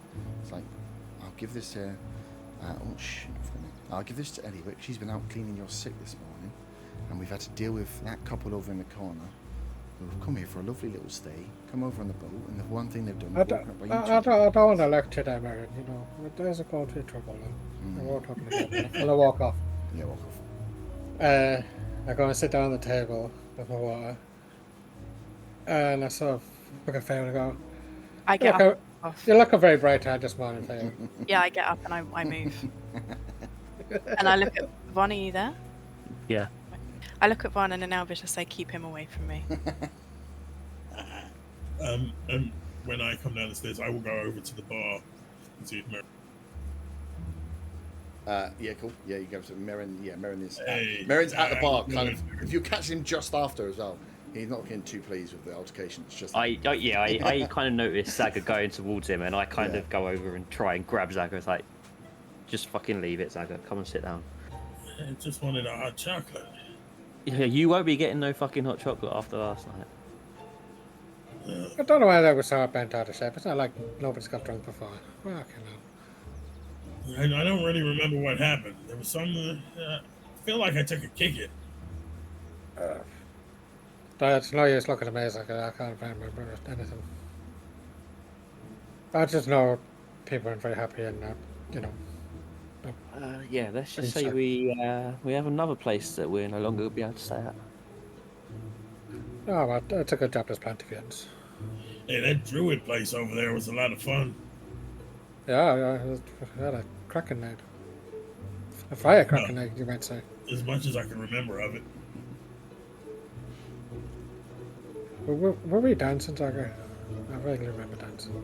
I mean, if there was music, probably. Van, you should really go and check it out. We'll go there tomorrow night. No, I don't think going there again anytime soon is a good idea. Well, I don't know. We could take Faye. We should do it, letting her down. I mean, I wouldn't even try and entertain that. As listening to this conversation, he puts his I hand mean, up. it seems very He's like- hard to entertain, Yeah, he puts his hand up and he's like almost like, pick me. Yeah. Arthur? Well, more the merrier, Good way of letting your hair down. Can I hear them talking at this point? I've only moved a few tables Yeah. away. There's only that one other couple there in you guys.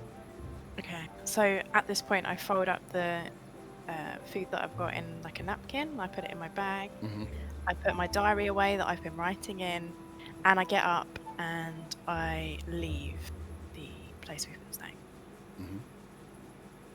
I mean, what's she so mad about? I am gonna get up and head out after. I turned to Otto. What are they so mad about?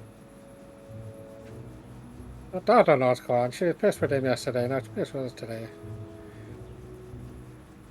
I don't know, I don't get it. Anyone fancy entering? I'm gonna grab some water. Mm-hmm.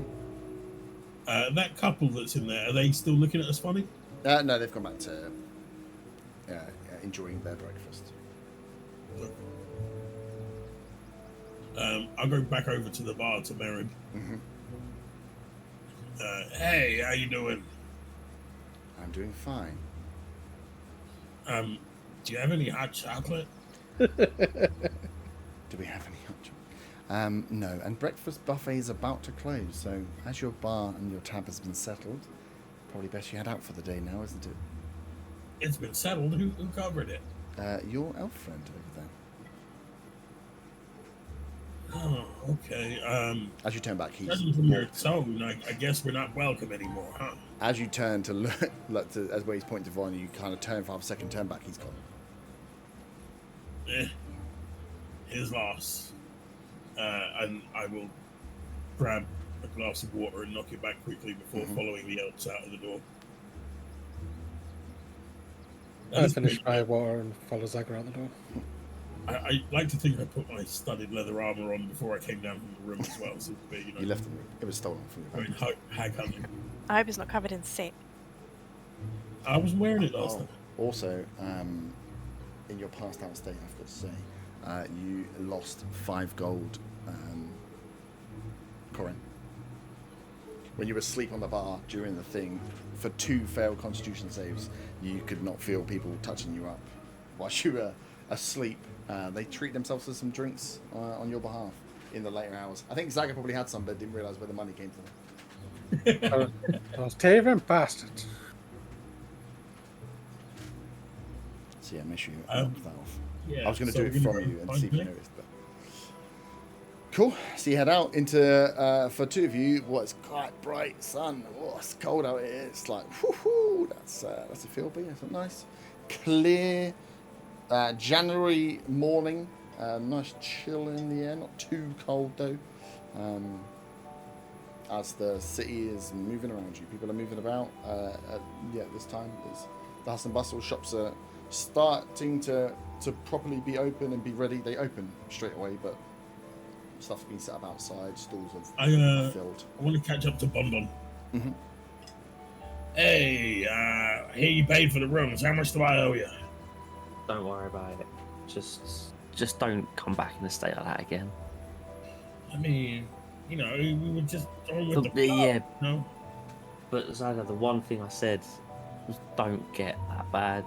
We're meant to be going out to try and find Meadows Day. The last thing Faye we needed is you two turning up like that. We're ready to go. We're ready to go. You can count on us. Oh, sure. We're going to get Meadow. I I'm push my walking with rapier about in purpose. the air in front of me. Oh, God. I'm walking with purpose, like ahead of them, towards the south. Yep. Like proper stomping. Art is at the back of the queue, and he looks a bit down because he feels like he's missed out on what would have been a fun night. FOMO. Serves you right for dodging rounds. Yes, that's the point. Yeah. But he's still going to dodge rounds in the future because his wallet's more important than fun. Nice. I kind of run up to Faye and say, I guess you're kind of mad at me, yeah. I completely ignore him. You can't stay mad at this little face for long, can you? Sure. I look down at him and clench my jaw and then look ahead and continue to walk. As you look down, you notice he's got a bit of sick on his boots as well. His lovely new detailed boots. I'm flushed with rage. And just to mention, Fabian's hair's in a ponytail today, and where she's walking, it's swinging. Oh, yeah. You get it? A bit further back in the line, Zaga has, for some reason, got a song stuck in his head, and he's quite loudly humming.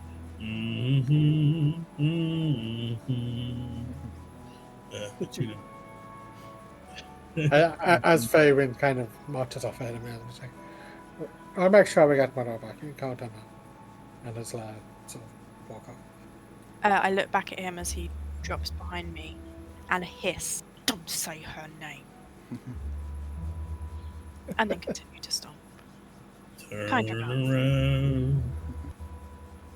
I turn around. Why have I got this song? I move up to the group and I'm like, "What's up with her? She's in a bad mood today." I guess it's Meadow stuff. And I think me and Zaga come in back for as we came. Bomb piss her off again. Could be. Well, I think it's hard to turn, Nah. Everyone loves me. I'm like, what's that word? Endearing. Well, that's true. That's true. I mean, I was mad with you the other day, but I'm over it. Oh, my fucking Alright. head. So we're heading south, are we? Heading to Aldridge. I am. It's up to you if you're following. Yeah, I think we're all just following Faywin. Yeah.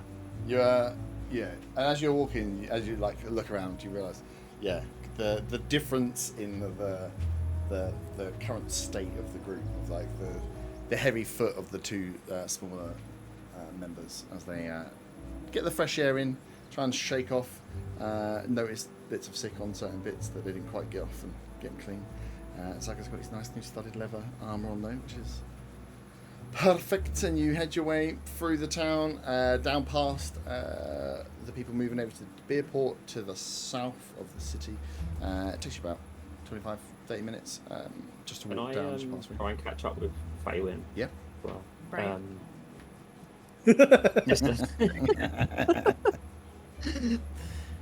As I get there, I kind of say, Faywin, I picked these up from the chapel yesterday. Do you want these? I try to hand her the 3 good berries I picked up yesterday. Mhm.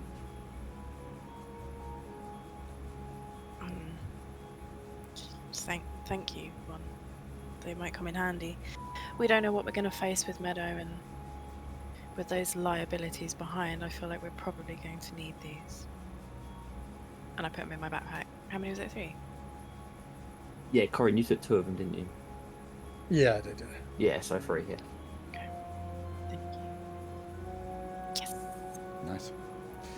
So yeah, you come through to the gates that are always open to the edge, the palisade walls of Redvant, and into the wood elf encampment, the Sylvan Dark Border Control encampment, where you have on the right hand side the cathedral, and you know where the mess hall and where the kind of quarters of the elf guard are. Who would you like to find? Meadow, please. Oh, she's there. She's just out all along. She just went to the I told you toilet. she was on the piss. Yeah, she went to the toilet and everyone's like, what? That would be funny. I imagine if we bumped into her We last bumped night. into her in the Druid's grave and then forgot. She's the one that stole the silver from. Oh. And then, yeah, you forgot that you'd seen her. Yeah. And then Faywin died. She was actually the one he was trying to chat up at the bar. She does nice packages, my girl Meadow. You can see there's like an urgency of the kind of the staff that are moving around. You can see there's a bit of pomp. And who's got what? Who's got the highest passive perception? Faywin and Von. So as It's a lot of 14. yeah, as you come in, you notice I've like got this. 15. You got 50. Nice. So yeah, you 3 notice that like the change in the kind of tempo. There's something's going on. People are moving around with a bit more purpose. Not in the same way you saw the first time of like fear of something attacking, but something's going on. And then you notice towards the mess hall, kind of ranged up in where there's like a stable-ish kind of area, is a hippogriff, which looks a lot like a horse. It's got a horse's back and like an eagle's front. But yeah, you can This see is that Harry it's, Potter. it's not Harry Potter, it's D&D. But yeah, it's a hippogriff that is that's kind of within the stable, that's tied up in the stable area there, and you haven't seen one here before. Can it be called Buckbeak? No. Buckbeak, please. It's called. You don't know what it's called. Ni- because it's Nigel. a hippogriff. Nigel. It's got a sign and it says It's Buckbeak. got a hippogriff. Nigel on it. Thornbury. So who are you looking to find? Can you try find... Is it Faylor? Yeah. Is that his name?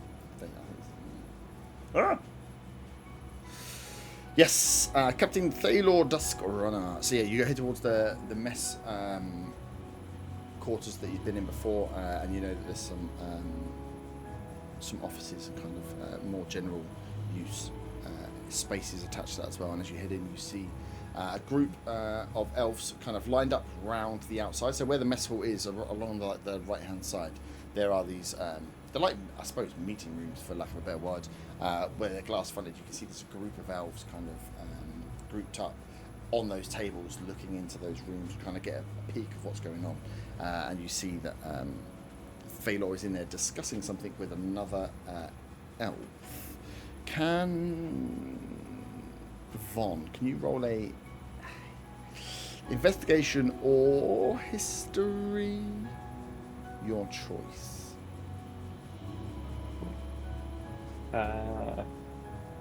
Either way, that's an 8. So An 8. You look at the person that is there. Hang on, cross my thing. And you can see that this is a wood elf from somewhere. It looks to be, just from what's moving on, someone of importance that's come. That kind of the way that the captain is explaining and talking to this person, that you can see that the hierarchy is definitely, this person ranks above him just from the way of his mannerisms. But yeah, you can see that they're in there talking, and there's a lot of kind of elves grouped around the outside, kind of trying to pay attention or listen in or get a feeling for what's going on inside that meeting room, but it's just the two of them in there. Can I see any of the others that I recognise, like, is it Bo from the chapel? Are they anyone that we recognise around? No, Bo's not in there, but you see Talon, who was one of the young guys that took you out Okay. on the route there, so you can see that he's on one of the tables, like just trying to peek into it, a little bit more obvious than the others, so trying to understand what's going on. Okay, I'm gonna go over to Talon. Talon, hi. Hey. Oh, hey. What? Who's that? Who's talked to Phalor? That's this is a big deal. This is the liaison, the creature master. Her name is Sylvanas. Sylvanas. She is the liaison between our people and the creatures of the forest. She works for well, she's in the close team of Secret for Stoneheart. So it's amazing that she flew in this morning on Hippogriff and is here to talk to the captain about what's been going on in the forest. It's very exciting. We have some hope. Someone from Eden's come to see us. And you can see that it's like, this is amazing. I kind of have a bit more of a skeptical feel about it. Mm-hmm. And yeah, you know that of like Eden being the capital of the kind of Sylvan Dark elf folk, that Sikfra Stormheart is the leader, and she has a hierarchy of people that provide certain roles and do certain jobs. Sylvanas Oakhart is the liaison between the wood elves and the creatures of the forest. You know, so they're kind of like, there's beasts there and the hags that are within. There's lots of things live in the forest with the elves, but the elves use them for protection as much as they have to kind of keep them at bay, and they don't fight everything they see. The elves aren't there to cleanse the forest of creatures. They are there to work with them, and Sylvanas, she heads up that kind of liaison between beast and elf. I'm staring lovingly at the hippogriff. The hippogriff's outside. You're inside now. You can get close to your window if you want. Fabian stays outside. Yeah, you can stay outside. I'll stand near a window and I'll just be looking at the hippogriff. Okay. Thank you. How long has she been here for? Do you know if they're... She came in this morning. Just literally, the captain had warned us that the envoy had been sent to Eden to discuss what happened and discuss what the troll that you guys had killed, and then our mission out, and then she just turned up. So yes, we've all been the captain's had us on high alert to make sure everything is in order here. We don't get many visitors from Eden, especially not from the hierarchy itself. So yeah, we're just trying to work out what's actually going on in there. Okay.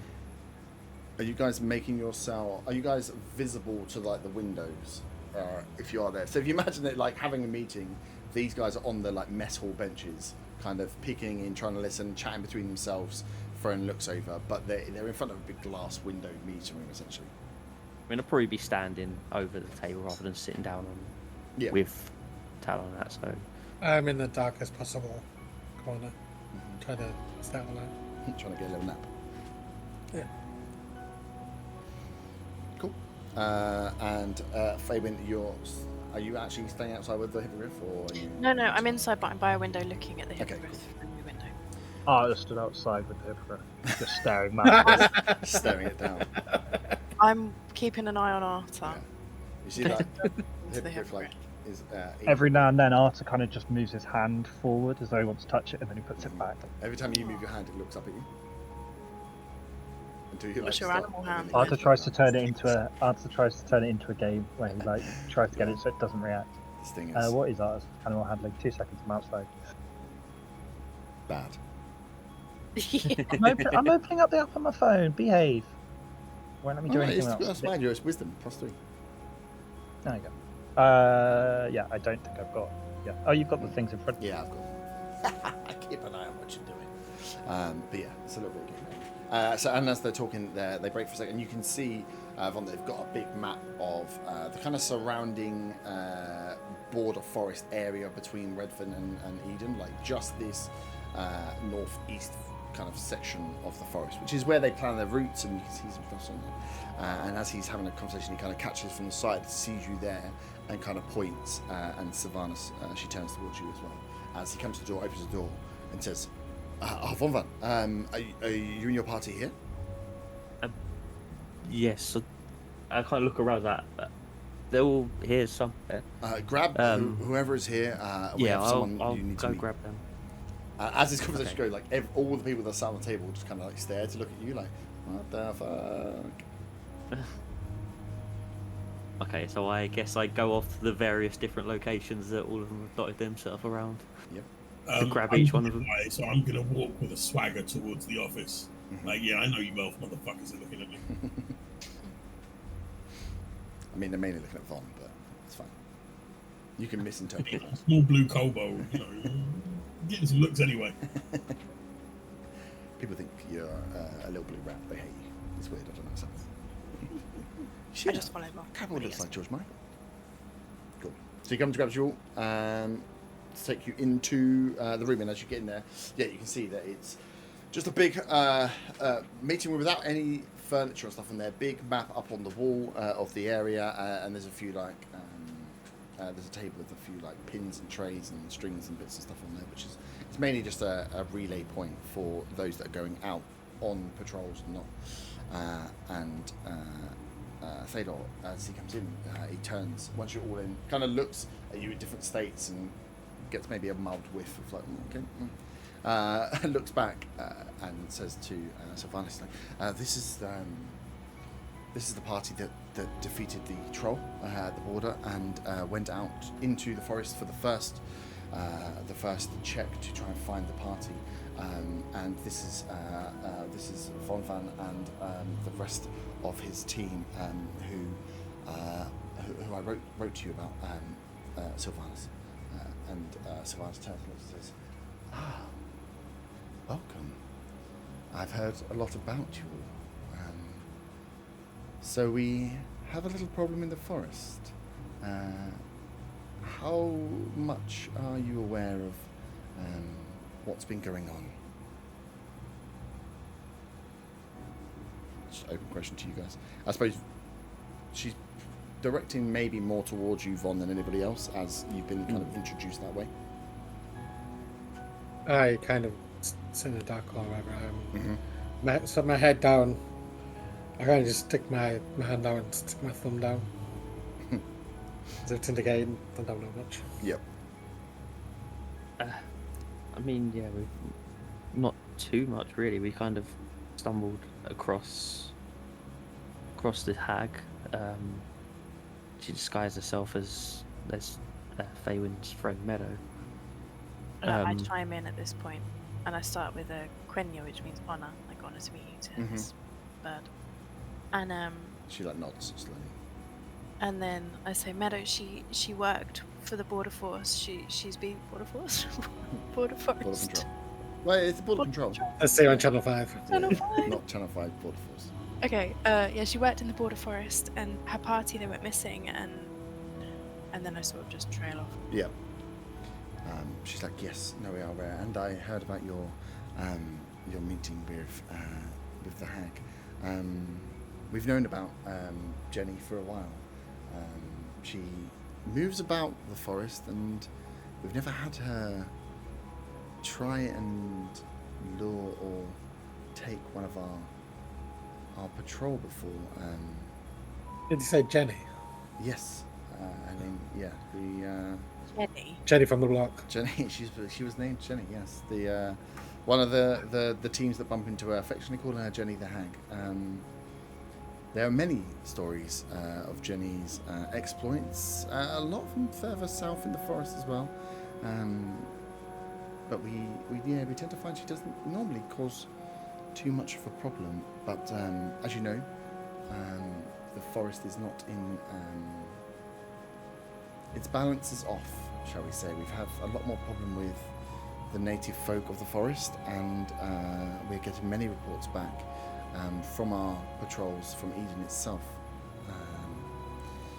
And then hearing and seeing the report that came from the captain here about what you had found, we felt it was only right to come out and both hopefully meet and thank you guys for your help, but also deal with this missing party. We have never lost a patrol. The forest is our home, so we are keen to get out and find out exactly what happened to these. But the hag that you found, I don't believe is the larger problem at hand. And she goes on to explain that they're seeing a change in the growth, a change in their animal temperament, that the animals and some of the beasts that she is kind of that's her area of expertise, that they're having a lot more attacks, that they're having more problems with some of their steeds, not so much as with the wild monsters, but what was easy before and what was easy to navigate is now becoming more difficult. The native animals are more hostile, and they believe it's because something deeper into the forest is causing, is forcing them out of their homes or forcing them forward, and they're having notes of what they're has been described as a change in the growth and a change in the foliage, the trees. There's a lot more, and I think you guys kind of saw parts of it around the swamp as well, that it's like trees growing on trees, like almost that there's plants suffocating plants within there, and there's a change that's happening within the foliage and the greenery of the forest that they haven't seen before, that appears to be spreading out. So where they first getting a few sightings of stuff or a few problems, that the radius in which this has happened is growing quite quickly. So what started as a few reports here and there, they then start hearing the same sort of reports from different areas, and then part of what Talon and Erwin added to what you guys saw around the hag was another thing. The animal aggression, then the attack on Redvant, or on the bridge at least, which is a worry for them because that's part of their job, is to keep everyone safe. But then also that the foliage changes on the roots, they're starting to pick up that even this far out there's something amiss, an imbalance somewhere in the forest that is pushing out and kind of taking over.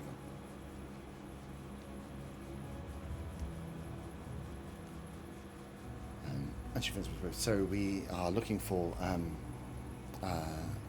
any information that you have. We're hoping that we can locate and get information from the team that are missing, because they have spent too many days now in the forest without being able to find their way back, which is not something that the Sylvan Dark are used to doing. It's getting lost in the forest they know so well, and any information we can gather around what is happening to the forest will be well received. I hear that you are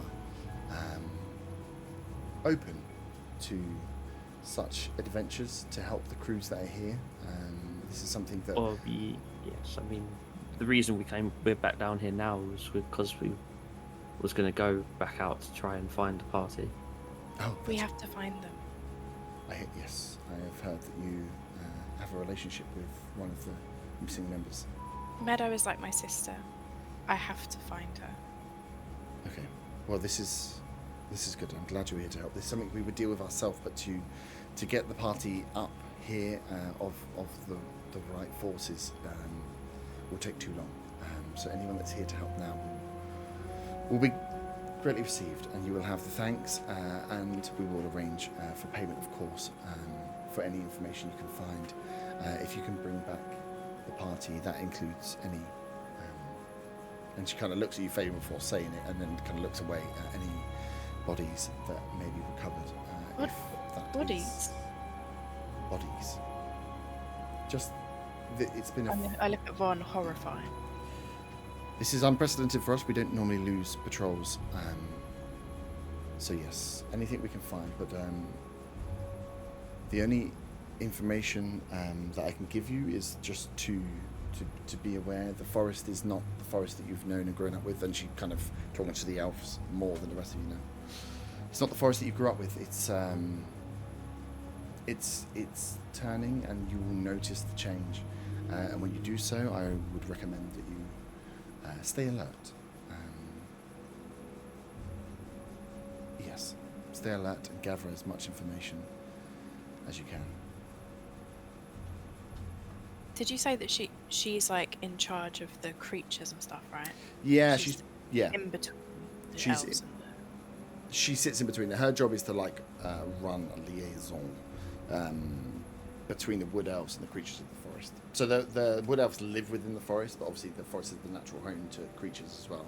They live in a kind of balance, and her job is to maintain and manage that balance between creature and elf.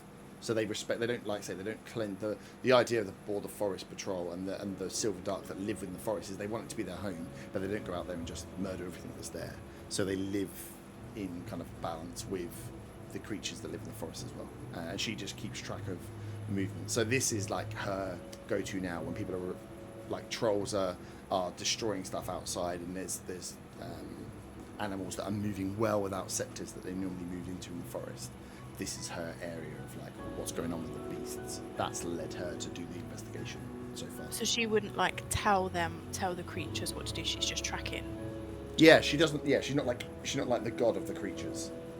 She's a fairly powerful elf, so she'll have abilities to communicate with animals the same way that I think Von has. Yeah. But that doesn't mean that she controls the animals. So Right, it's more about maintaining that balance and finding out when the balance gets out of sync, that's her area to come into. And at the moment, the balance is out of sync in many areas with what looks like the huge migration of animals out of then where they naturally would be, bumping into other animals. So they're either fighting each other or they're fighting the elves because something is displacing nature within the forest. Thank you. From the corner of the room, you hear the sound of a kobold snoring. Nice. R is still outside trying to. He did not follow us in, no? Okay. No. I have no idea what's going on. Just gesturing towards the hippogriff. Nice. Everyone's just bite face. Art is being outwitted by the animal. Mm-hmm. Didn't take much. It's not very smart. So that's the information she has. If there's questions you have before going or before moving on from here, but that's the information drop from Sylvanus about the current situation. So Sylvanus, you say you know of this hag. Yes. Jenny from the pub. Jenny, yes. Yes. Does that mean there's been communication with her before, or is it just you know of her? Not communication so much. We tend to give Jenny a wide berth. The hags, and there are more than one across the full Border Forest. They tend to leave us be. We know how to deal with them. We know their mimicries and their games. We let them. We kind of try to give them wide berth and control them where we can. Again, some of them are powerful. We've never had a larger coven come up to be worried enough to remove them from the area. But yeah, the creatures are more my area of expertise. Jenny is a special case.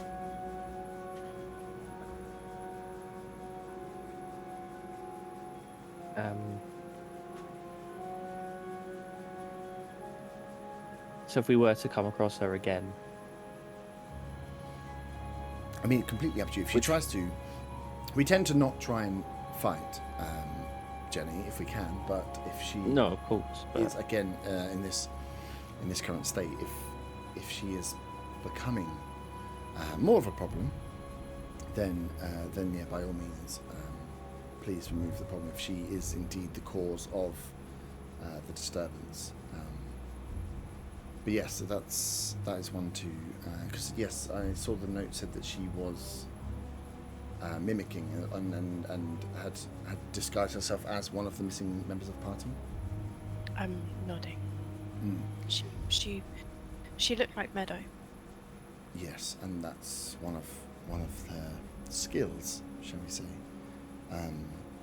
But if that is the case, then that is the area to search from there, because she would only have been able to mimic Meadow had she seen Meadow. But do you think that she would have harmed Meadow to be able to do that? Meadow and all of the border force on those patrols, they would know to watch out for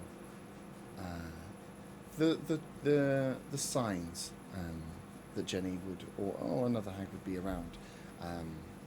So I really couldn't tell. The fact that she's been close enough to have been picked up shows there's some level of distress possibly in her in the party's escape, but not to be grim if there were no bodies found.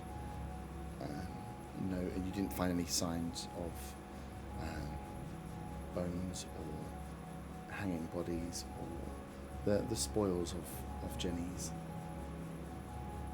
capture. I mean, there was nothing that was in plain sight that we could see, but I mean, we weren't exactly looking out for anything in particular. Okay. We could not see anything there, no. No. Well, normally there was 4 orbs that also attacked us. Ah, okay. Whether that has anything to do with It could, but with the time, it's hard to say. We're dealing with unprecedented times, but the sightings of Jenny are few and far between, and to say normally because she's hungry. If she had eaten that close to the party leaving, I don't think you would have seen her that day, because the hags track and capture where they can, but they're not cold-blooded killers. They toy and they eat, and then they tend to disappear.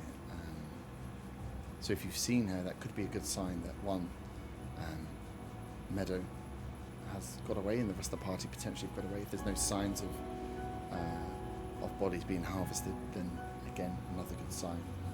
I apologise, this is quite grim, but it's all good signs that the party is still alive. And the fact that she was out trying to lure another group in could be that she didn't get her meal that day. That's also positive. When we need to go and see if we can find her. Not Jenny, Meadow. Fuck Jenny. yeah. That was me, not Fyron.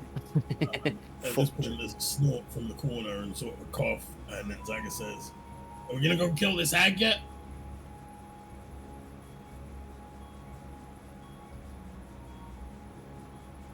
We're gonna head out, Zaga, yes. Awesome. Where's Arthur? I assume he's still outside.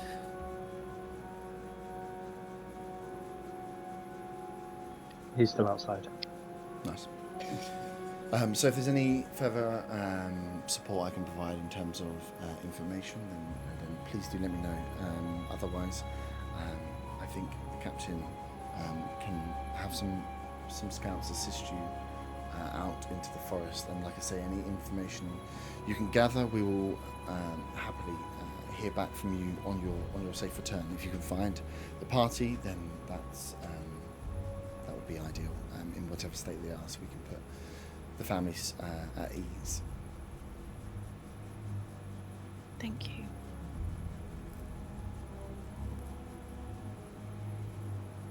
Cool. So the captain kind of looks to try and start ushering you guys out.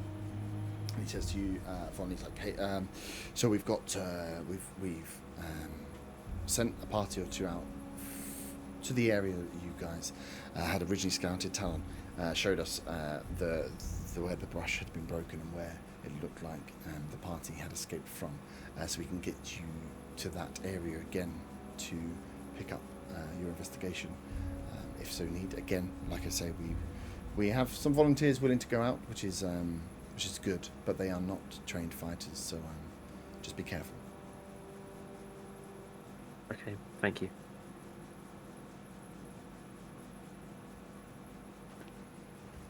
I guess, yeah, we... Ushers you out. Cool. So is there anything you guys want? Do we need a break for wee-wees? yeah. Yeah, quick Just a couple of quick drinks. Cool. So yeah, you have some information. You have scouts that will be provided to take you back out into the forest to the area. Up to you whether you go back after the hag or you go to investigate. But you've been told that something is displacing animals and beasts in the forest, and something is amok. So for you and a small party to go out and find out what the fuck's going on. Yes. Yes, as probably all fine. Perfectamundo. Okay, so you is there anything you guys would like to do as you come out? The captain is readying two of the Wood Elf Brigade, two different ones than you had before. We don't get Talon and Earwig again. Talon and Earwig, no, they were a bit wet behind the ears. So you get two that introduce themselves as Elian, who is, you can see, is like a slightly higher ranking member of the party, and a younger female dwarf called Nira, who is more of a ranger tracker, a bit more experienced out. One slightly better at fighting, one slightly better at tracking and going out into the woods. Can't wait to see Zaga with a hungover Zaga with a dwarf joining the party. No, not Zaga dwarves. gives the dwarf a dirty look. Not dwarves. They're both elves. Is she Russian? Oh, you said did say dwarf. Did I say You did dwarves? say dwarf, Sorry, yeah. I meant elves. I was going to say, is she Russian? Zaga does not give the elf a dirty look. They're elves. Sorry, no, they're all elves. They're all just part of the border force. So yeah, as you come out of the kind of meeting room, you can see they're getting ready and getting like geared up. As the captain goes over to him and kind of like gives him the nod. And yeah, Elian comes over to you guys and says, fourth? Where there's a fifth, no? Yes, Arthur's he's, down. Go and get Arthur. Okay. He's like, we can take you outside as we go. This is my name is Elian Sun Whisper. I am the lieutenant here, behind the captain. I have been out a few times to the border forest since, but not enough, which is why I'll be joined by Nira here. And she nods. Nira is one of our most skilled rangers. Has trodden most, or if not all, of the paths across the forest, and also is very keen to get back her members of our party, as am I. So we are hoping to find positive news from this expedition. As are we. This is good. Are you all geared up and ready to go? No time like the present. We would have liked to have gotten out earlier this morning, whilst the sun is up. So yes, the earlier we can leave, the better. Has Arthur joined us? We've gone outside, so you kind of walked over towards where he is. Oh, still looking at the hippogriff. Cool. Hippogriff is staring you down. It's like a blink contest. This thing hasn't blinked for like 2 minutes. I wish we had mounts. It's like crying, trying not to blink. Yeah. Yeah, the hippogriff. This is Varnus's. We don't get blessed with the hippogriffs much this side of the world. Sorry, did you just shush me? Fucking He might speak or something. I mean, hippogriffs don't speak. Is this one of your party? We've heard good things. I mean, kind of. moves his eyebrows. He gets the job done. Okay, that's not exactly what I wanted to hear. Anyway, shall we move on then? Anything that you are requiring before we leave? We know this may be a longer trek. We're hoping to be back before nightfall, but if not, we need to make sure we have the right provisions for the evening. Hoping you have all come prepared. Otherwise, well, the good things we've heard maybe aren't so good. I have Can I? rations. You want rations? Can I get a hippogriff? It doesn't need to be a big one. Arthur. Just like a baby You one, want a maybe. hippogriff? I don't think you would be able to handle a hippogriff. Also, we're going into deep forest. It's not exactly the ideal mount for this terrain. I'm not going to ride it. What kind of animal do you take me for? I mean, a hippogriff is a mount. This is what they are used for. But it looks so cool. I mean, we can leave him behind if we need to leave this one behind. Was he bait? Arthur. Come on. So Nira hands out a few You'll have to drag me. ration packs to those that have asked for bits. And he starts with In the ration packs, are there things like medical supplies or is it just food? no, just food. Can I ask Nira then, do you have any like first aid kits or any sort of medical supplies in case we hurt ourselves out there? We've been running light since the troll attack. Most of ours come from the forest. We can maybe let me check what she has. Would you know what we could forage if we were out there? Not much. We used to find a good supply of good berries, but yes, with what's been going on, the forest is a little weaker in providing than it was before. Do you need more provisions than you have? We can maybe scrounge a few more good berries, but I heard the last of which were given out yesterday, and we haven't grown any more since. Perhaps you could just keep an eye out, Nira, when you're out. I've heard from Yes. your peers that you're a really great tracker, so... I know the area better than most. Is that the Yes. Is Nira the gal? Yeah. Okay, yeah. Yes, I know the routes better than most, but yes, it's a never-changing beast at the moment. I understand. Cool. But no, I've got everything that I need. What about you guys? And I look around at everybody. Yeah, I'm good to go. Let's go. Perfect. Arthur, do we actually have to drag you? Arthur doesn't respond. Just leave him. So Elian's like, okay, let's start making our way then, shall we? We've lost some hours already. I want to get out to the area near where you had met before. The general plan is to head out quietly as we can through the forest to just pass the swampland to pick up, hopefully, the trail from a few days ago. It's going to be incredibly difficult. Nira, we'll be relying on you for this one, and anything that you guys can provide in skills. But yes, Nira's here to pick that up, and I suppose keep your eyes peeled for anything that comes our way. We're not expecting too many problems, but this is an interesting time, shall we say. Is there any water near Arthur and the Hippogriff. brick? Yeah, the hippogriff will have like a trough. It is. Is it close enough for me to shake water and splash it in Arthur's face? 100%. Yeah. Well, then I will do that. With my passive perception, can I pick up that he's about to do this and try and dodge it? No.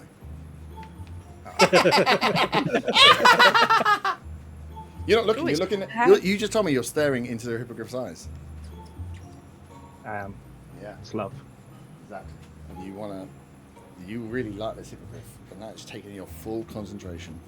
So no, you are staring at a hippogriff, and out of the face up from the bottom, you just get splashed in the face with however much water is possible to be pulled out of the trough.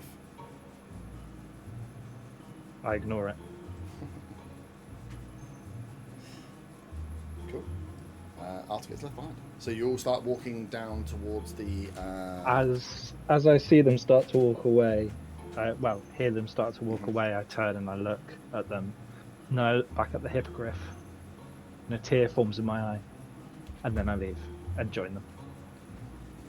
Such Poke through. Just like I've learned a trick, just like putting marks next to your names when certain things happen. There's certain marks that put marked. So we do with a child, you just ignore them until follow. Inspiration die, yeah. Like inspiration, but like more deadly. It's called Herb makes up dice rolls. For the enemy? so- Question mark.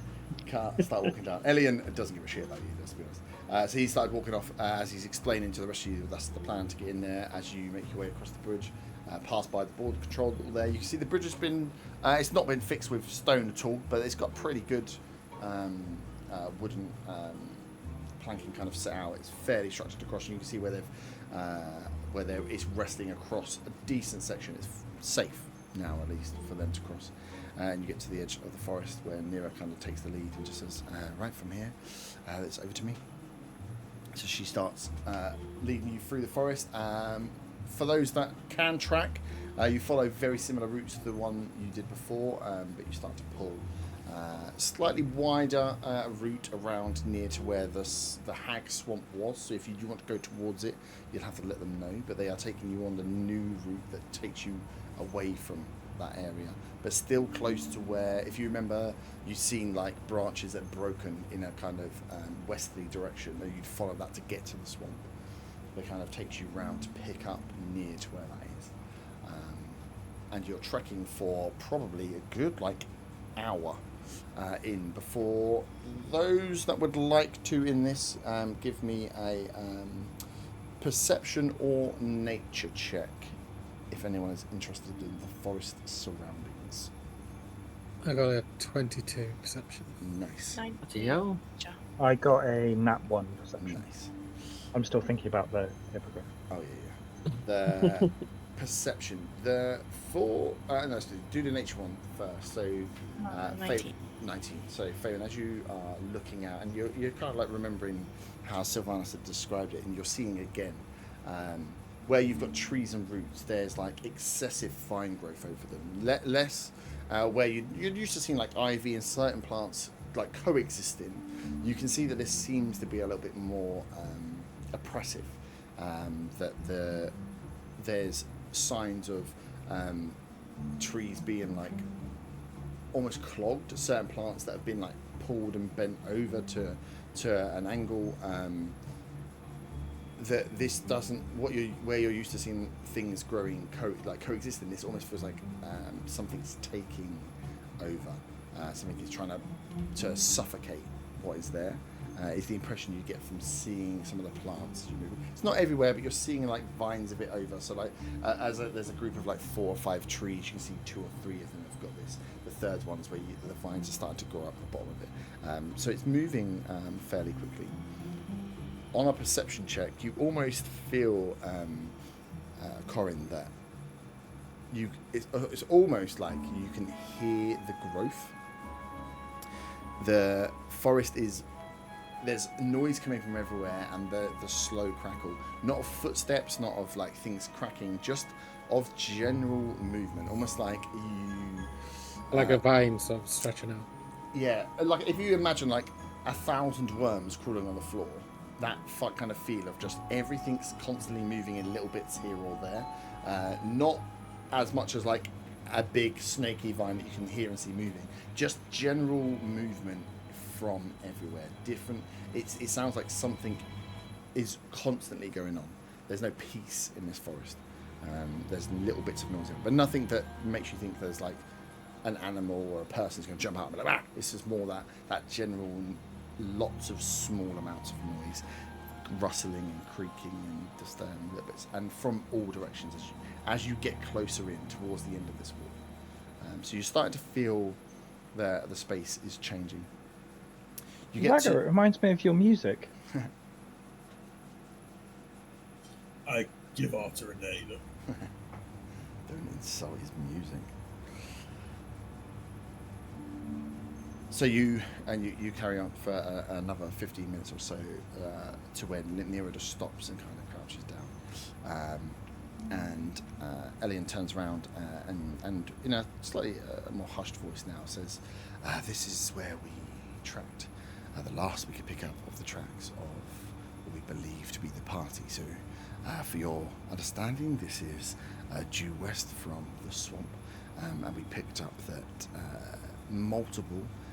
Bodies, we're not sure exactly how many, made it through at least this far into the woods. The problem we're having from here, as you can see, and he kind of points out, is that the forest has grown substantially and covered the tracks with these. And he kind of points out like the vine works and the leaves that have grown across. So where a tree branch that you'd run through and crack, you'd be able to use that as a track, and you'd be able to see if it was new or had been grown, or the trees were growing. But it would last for weeks probably before it was completely cleared. And also like the rabbit runs and stuff would stay there for a long time. As you look out, it's almost like you can see the kind of broken branches when they're pointing out to you. And as you look forward, it almost looks like fresh. It's almost like you would have seen footsteps in the grass, and all of a sudden the footsteps just disappear. The grass has never been touched ever before.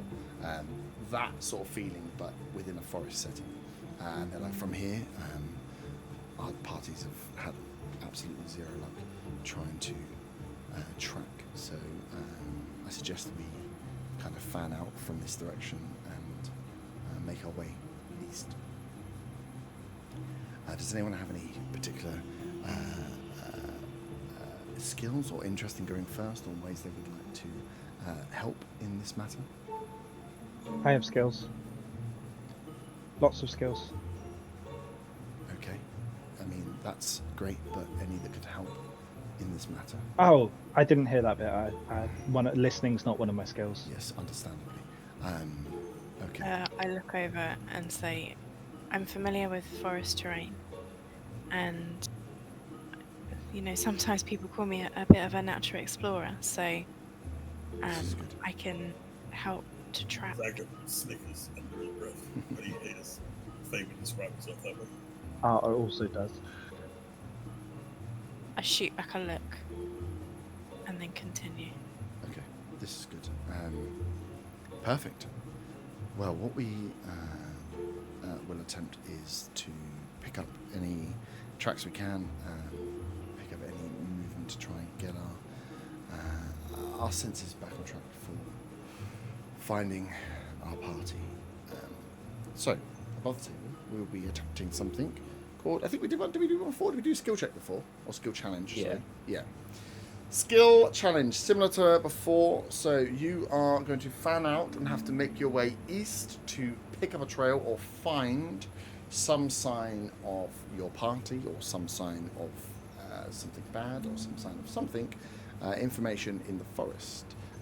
We will need some successes. So if people have proficient skills they would like to attune to this process, please let me know, and we shall roll individually for those skills. So if you let me know what skill you would like to roll for, and then roll your check, which is d20 plus your proficiency bonus, we'll pick up from there. Nira has some skills as well that she can add in if you guys don't have enough successes and need some help.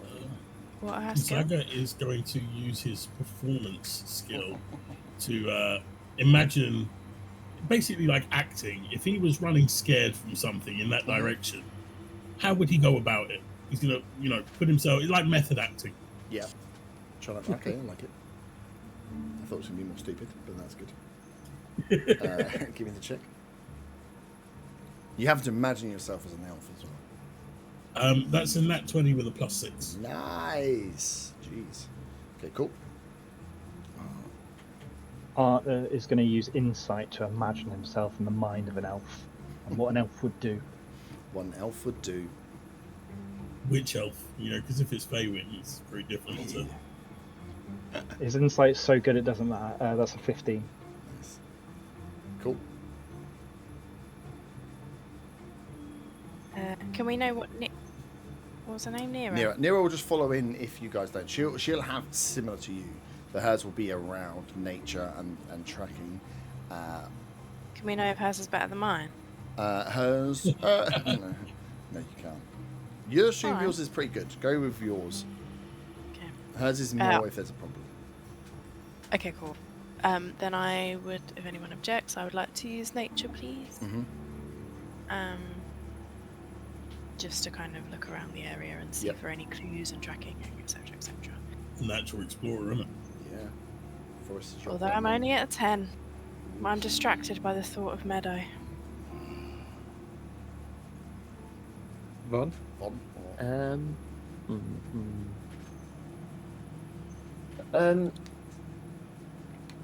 Can I use my perception skill to kind of look around to see, in terms of the vines that grow, and see whether any look like more fresh than others, Yeah.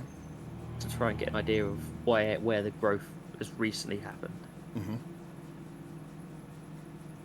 Foul shot. I'll use my survival, which is 13. My perception was a 10. My rolls have been terrible today. Yeah. Same. That's an interesting case.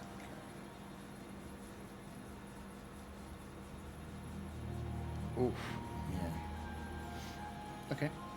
You did get a nat 20 in there as well, though, so that gives you 2 successes from the back. But yeah, some low ones in there. So your best skills in there, coming from your performance, insight, and then the survival. So as you kind of start fanning out to feel your way through and pick your way through the forest, Zaga, you can see the roots, and you imagine yourself as as an elf running from something that's chasing you. And how would you where would you move, and how would you find your way through and pick your path? And you start to tread that path actually as you come through. Finding slightly larger openings than others. Whilst you don't see any, you see the odd cracked branch here and there, but very few and far between. But you seem to follow a natural path, and the rest of you are watching, you see that Zaga starts to, as you're creeping and trying to looking around and trying to pick up anything you might find, any clues. Zaga starts to get ahead almost, where he's dancing his way through a pathway that just is appearing to him like you may not have seen. With the survival, what were you saying on insight, Arta? I was just trying to get into the mind of an elf, Right. So with sort of what they would do. where they were camped to. So you and kind of paired you and Corin, kind of going down the same track of, if you were to be fleeing and running into a forest to get away from something, which appears to have been what happened, at some point you'd want to maybe find your way back, or you'd want to make sure that the forest wasn't going to get you turned around. You'd know that surely this place, just walking here, you guys wouldn't be able to walk your way back, so you must be able to find a way. As you start to see that Zaga's pulling away and almost follow suit in the way and direction he's going, you see little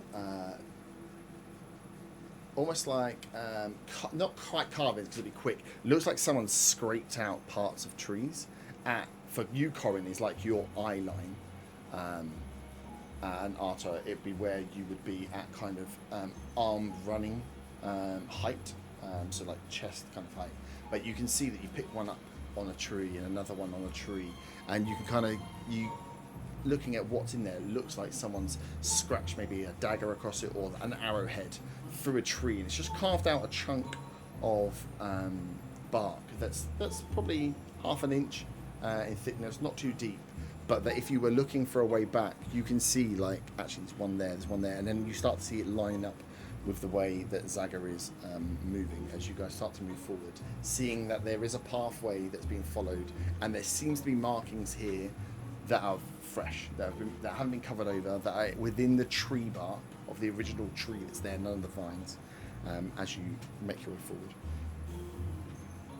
On the nature on the nature and perception, you can see that there is, you've seen the growths, you can see that the vines are and you're noticing again that they're smothering roots. They're like wrapping round trees that you can see where some bushes have been pulled over. Also, that there's a lack of foliage on the new growth, so the vines are more brittle and more thorny, and you can see where there's some, almost looks like bushes have been sucked of leaves. They're just brittle ends to these vines that kind of stick up and just sprout out, almost like dead trees in winter.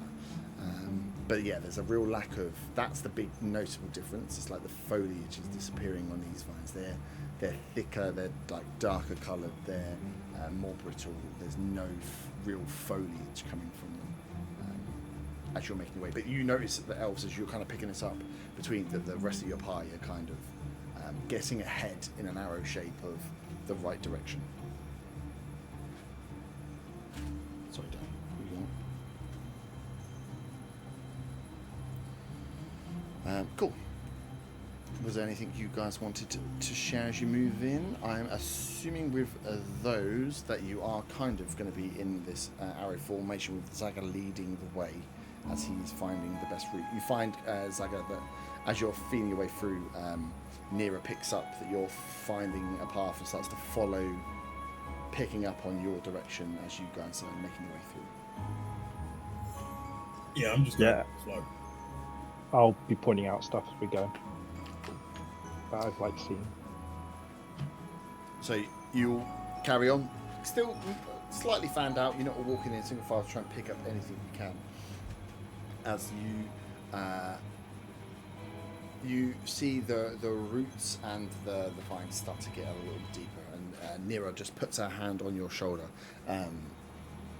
Zaga, and just kind of gives you the nod to hold. And she kind of points forward and says, "It's starting to clear up front. We might want to slow the pace slightly." Zaga will now be stealthy.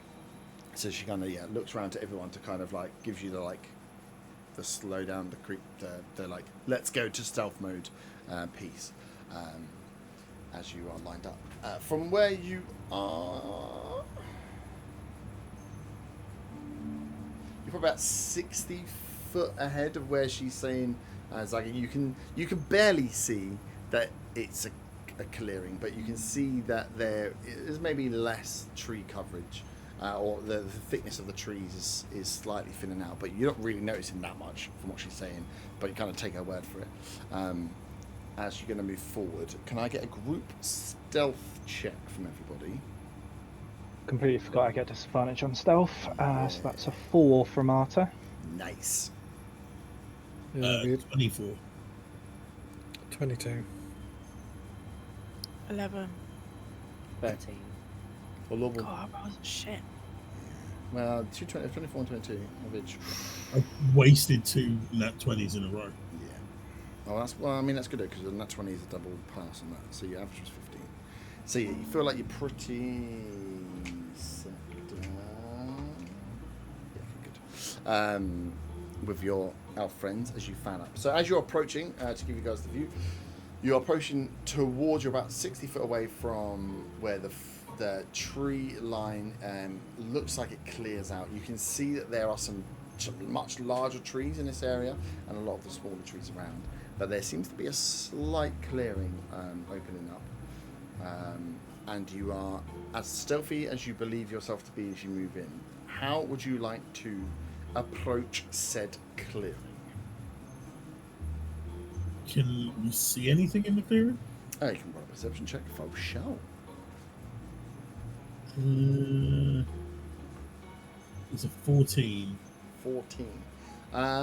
You can see some trees. You can see that there is a lot more growth around this area. There's a lot more of these like thorny vines, and that clearing area is a mix of it's almost like an area where there aren't that many trees there, so you can see a lot more of these thicker vines that are running through in these like brittle twigs. So it's almost like a sapling plant would be how it looks, but you can see that the little spiky dead tree plantlings that are sprouting out in this open area aren't attached to the floor, they're attached to these vines.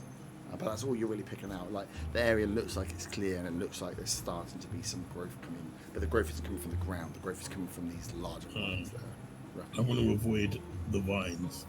You're still like 60 feet out. So as you're creeping forward, it's just how you guys would like to be placed out.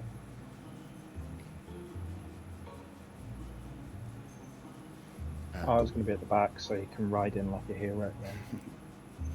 Nice. Riding on a hippogriff. Maybe. Never. All the hippogriffs are dead. Would we not still be in the arrow shape? Yeah, if you want to still be natural, this is your chance as you're coming out of the stealth to change if you want to change where you go. You've been told to get down to approach this clearing in a more stealthy manner just to see what's coming up here. So it's a case of how would you guys want to creep forward, do something? Do you want to change from your formation? I guess rather than the arrowhead, just some spacing. So you know, if everybody else is happy with that. Yeah. I want to be slightly behind where Faerun is, but his current's feeling kind of bad about upsetting her, letting her down a bit. Just make sure he can sort of look after cover if needs be. She didn't know this, but that's his thinking. Yeah.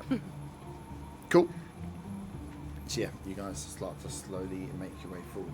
You see as you get a little bit closer, you're probably about 40 foot away now, but the trees are getting lighter. There's a bit of space between them now, and you can see this clearing that Nero had pointed out, and it is this like mess of vines across the ground, not completely covered, like you still could walk through it, but yeah, you can see the mess of vines. You can see these little sprouts, these like dead tree sprouts that have grown out of this forest. And you can see this large central tree, big blooming central tree at the back end before. Possibly the way it's growing, it looks like that's the cause of the cover. You know, when like a larger tree cuts off, the trees around it kind of stunted.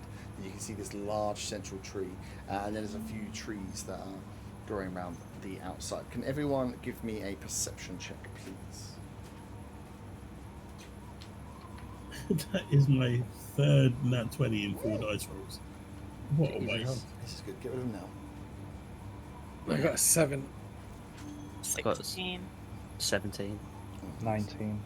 Nice. Okay, for the will be the 17 and up. So 17, 19, and obviously that's 20. As you guys are creeping up, you see that you've got this large central tree, which is completely covered in these vines. Like, it looks like this one's been aggressively attacked by the vines that are closed around the outside of it, and there's like a large amount of growth running up to near the top of the tree. You can also see there's like 4 trees that are closest to this opening surrounding that are also pretty covered. And as you're looking, they're kind of back to like, and they have almost like growths on the front of them, like the way that something is attached. And you notice on the kind of, as you'd be looking at it, your closest right, you can see a face. You can see the pinkish skin of a face, but the rest of the body kind of like almost covered in bark, like wrapped in bark.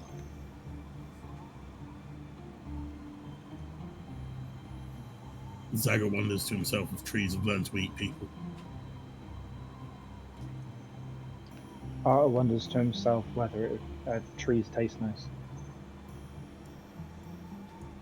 As you continue to creep forward, Nero knocks at Ellie and points out the same thing, kind of picks it up after you herself. And yeah, as you can see that there's what looks like one body. And as you're looking at the shape on the nearest tree to the left as well, you can see the same sort of shape, but you cannot see any skin poking through. There's a bulge on the front of this tree, but you can't see anything necessarily And that this is under the bark. This isn't wrapped in vines. this is. It looks like they're wrapped in bark. It looks like bark across them, but it could well be just larger vines that are wrapped up. They're like very brittle, dry branches. A lot of these on the ground as well, look like vine in shape, but a lot of them almost look like the roots of trees. They're a lot more brittle and than necessarily vine. The big tree at the back has lots of what look like real fresh vines on there, but the growths across the ground are more like long roots with sprouts coming out of them, but the sprouts themselves even look kind of dead. They're not. They look dead. Are there any indications of where the vines originate from? Focal point? As you look at it, a lot of them seem to go back to that main tree in the middle. It seems like that has a lot more growth than anything else. And as you'll read now, it kind of feeds back past the tree as well. But you definitely sense that there's a larger presence around this giant tree.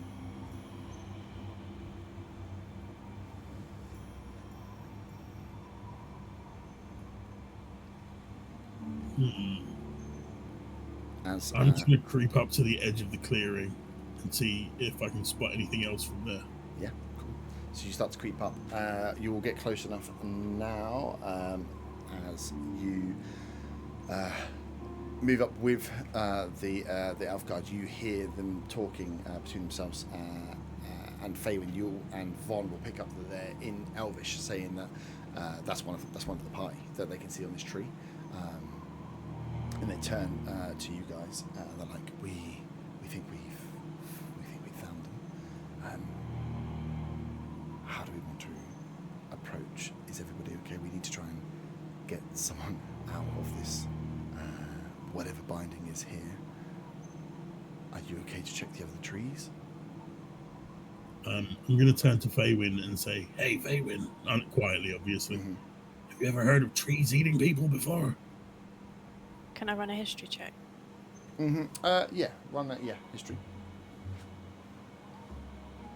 23. Ooh. I've read up on it a lot. I love trees and I love people. I love trees a lot. Love trees more than people? Question mark. Yeah, sometimes. In this party, yeah. I meant IRL. Wow. Oh yeah, no, 100%. You more than payment. Sorry. Have not heard of trees eating people, but you're such a scammer. You have heard of like and a lot of the what the druids practice as well, and kind of the part of the border forest, and a lot of the rituals are around the land like retaking. So you know that there are some like fungi and some plants that as a fungi eat, and he's going to die as well, that do absorb bodies and absorb the nutrients of dead beings back into themselves. So like kind of like carnivorous plants, we're not catching them, just if there is a dead being, that the life force of that being is taken by some of the plants, and that there's these like areas of growth that have been found in different areas, and they're noted across the different parts of the globe.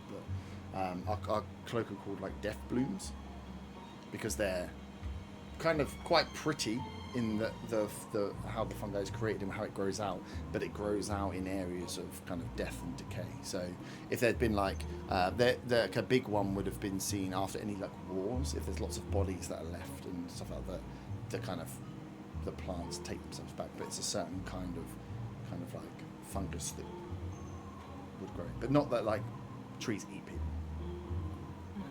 not like it's not like a Venus flytrap that's swallowing people alive, but that if there are bodies around, that you know that there are plants and these things that are kind of called like death blooms of fungus and growth that go out and will latch, absorb and bring back the nutrients into the forest to. Would I know on a 23 how, if it has latched onto a body, how to remove it, like how to get that body back from it, whether we can't? the vine off, or if that's a possibility. There's Would I know? nothing you've nothing you've read that would go into detail about live, like captures of people or people that arrive in there. It's more. It's about dead bodies. Yeah. More what you've read is that like dead bodies and dead creatures get absorbed by some of these plants, and the border forest is definitely a place where this sort of stuff would grow. So we couldn't get the dead body back once it's been absorbed. Once it's been absorbed, well, you don't know. Like they never talk to you about trying to free. Like what you've read is more about like what this plant can do and how it grows and how it gets its nutrients, and a lot of that is by actually taking it from the body. But it's never been like, oh, but what if you want to get the body out of it? It's like, what's the dead body? Right. Like, it's more about the nature of the beast, not. If you were to come across this in the forest, this is how you deal with it. It's more like an encyclopedia is what you would have read. Mm-hmm. Okay, I'd like to whisper that to Zaga in a hushed tone. Mm-hmm. So yeah, the two elves look back to you guys and like, we need to get these guys out. Do you want to check the trees? How do you want to approach this? But this seems like the place. Fun. Yeah. We need to check the rest of the trees as well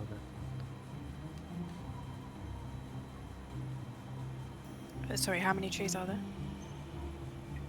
There's 5. The big tree, and then there's these 4 trees that you can kind of see larger growths similar to the size of the one. But there's one. This one at the front right is the one that you can see that hasn't been completely engulfed. We have to check them, Vaughn. Yeah. Do we know how many people were in the party that went missing? 6. Yeah, 6, but 2 came back, so there's 4 missing. Okay, 4 missing still, yeah. And the growths are on the 4 smaller trees. There, yeah, and then the big tree is just like completely engulfed. Oh, so the face isn't on the big tree. No, as you look at the big tree, what you can see is just a shit ton of like the big tree is. You can't see the bark of the big tree. You can just see the vines and the growths around the outside of it. Like it's Right. Okay. Fuck the big tree off then. We need to look at the smaller trees around it.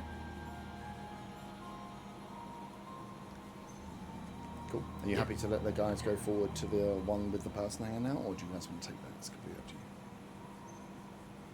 you. That's me saying it rather than because I can send them in to go and cut. They want to go in and try and get this person off this tree. Do we want to send them first?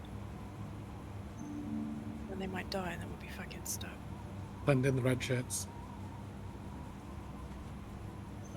While they go and investigate, I'm gonna just keep watching the big tree. I don't trust this big tree. Mm-hmm. Okay. I'm tempted to shoot one of them. One of the elves, or one of the trees. One of the elves. What? Could be the hag. I'm tempted. Corin accidentally shoots Meadow. Yeah. I'm gonna work my way around to one of the other trees to see if I can see a person in the tree. Mm-hmm. Basically, I'm watching the trees when they sort of like the 4 small trees when it's kind of strange movement. And you're all fanned around this like clearing area, right? Yeah. Yeah. Yeah. So as they're creeping up towards this first tree, what's your passive perception, Fabian? 14. 14. You catch them talking in Elvish, and you think that you hear them say Meadow's name as they're creeping towards this tree. And as they get round behind...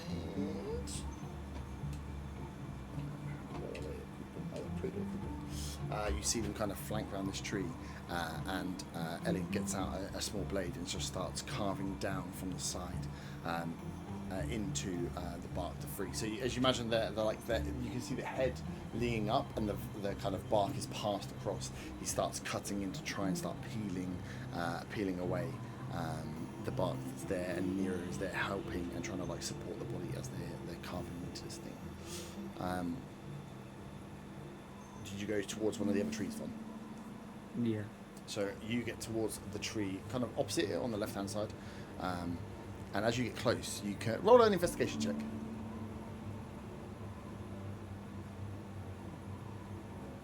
That's a 9. 9. You are looking for signs of like the same sort of thing, like the covering of a person.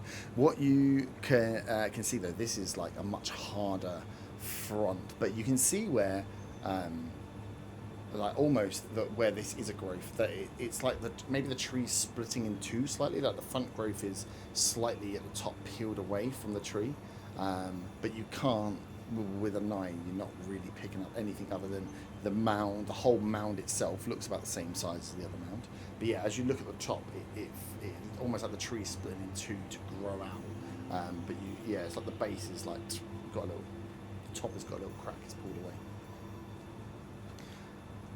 As they... Can I move a little bit closer to the two that have gone over to see potentially Meadow and see? So as you creep over and they're cutting through, as they get close, this is Meadow. You recognise that they're trying to cut out Meadow here. Just no movement from the face of Meadow. She's there as they are just slowly like digging in and ripping out. And this is like tough wood that they're pulling out as they're cranking, like digging in and trying to just saw out enough to peel her away from the bark that's kind of encased in there. You can see from getting slightly close, you can see that underneath that bark there's bits of twigs and stuff that you can see are like poked into her like skin. You can see where there's compressions where like the not just being wrapped, that like inside the wrapping that the growths and the thorns are trying to pierce into her skin, and there's slight bits of blood across the top of the neck that you can see as they're trying to peel her out from this thing. Those that are watching not at trees, can you give me perception checks, please? Zaga, can you do yours with advantage because you are honing in on the main tree? 16. 16, nice. I rolled 2 6s. So. Nice. So yeah, as you're looking, and from this distance, you're still from the main tree. You're probably still 60, even from the clearing, still 60 foot from this main tree, and you can see that this large growth is there. That the vines themselves nothing seems to be showing up on the main tree as you stand now. Arta, you see what the vines on the floor within the clearing, those small bushel trees, they start to like shake, almost like they're being blown by a wind. They're all moving in kind of unison as like a wave comes through, as these little twiggy trees start to move, but there is no wind. I kind of try and gesture quietly to everyone at the things. Wearing heavier armor, it's a bit of a difficult one. Yeah. But I try and sort of gesture towards them, try and point them out to everyone else. Yeah. Nice. I wonder why Arthur's waving. I'm pointing, not waving. Yeah. I say aloud. The guys, are you helping them get Meadow out now? And Von, I suppose, and Corin, is anything you guys want to do in this moment as they're kind of just sawing through and Arthur's waving as quietly as he can? Pointing, sorry. I've got an arrow aimed at Meadow's head. Okay. In case it's like the hag just comes to life. Oh, okay, yeah. Corin's a psychopath. Yeah. I'm absolutely mortified, and so I've kind of crept over. I would...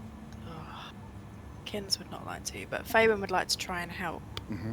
So you get like moving some of the twigs from her. Yeah, so you're like clearing as they're sawing through, and Elian now he's got like a good like momentum in it as he gets a bit, and he just pulls hard enough that you hear the crack, and the crack ripples out as the bark is pulled away, and Meadow's body is kind of just being suspended by these little twigs that have started to wrap from the actual tree itself as well.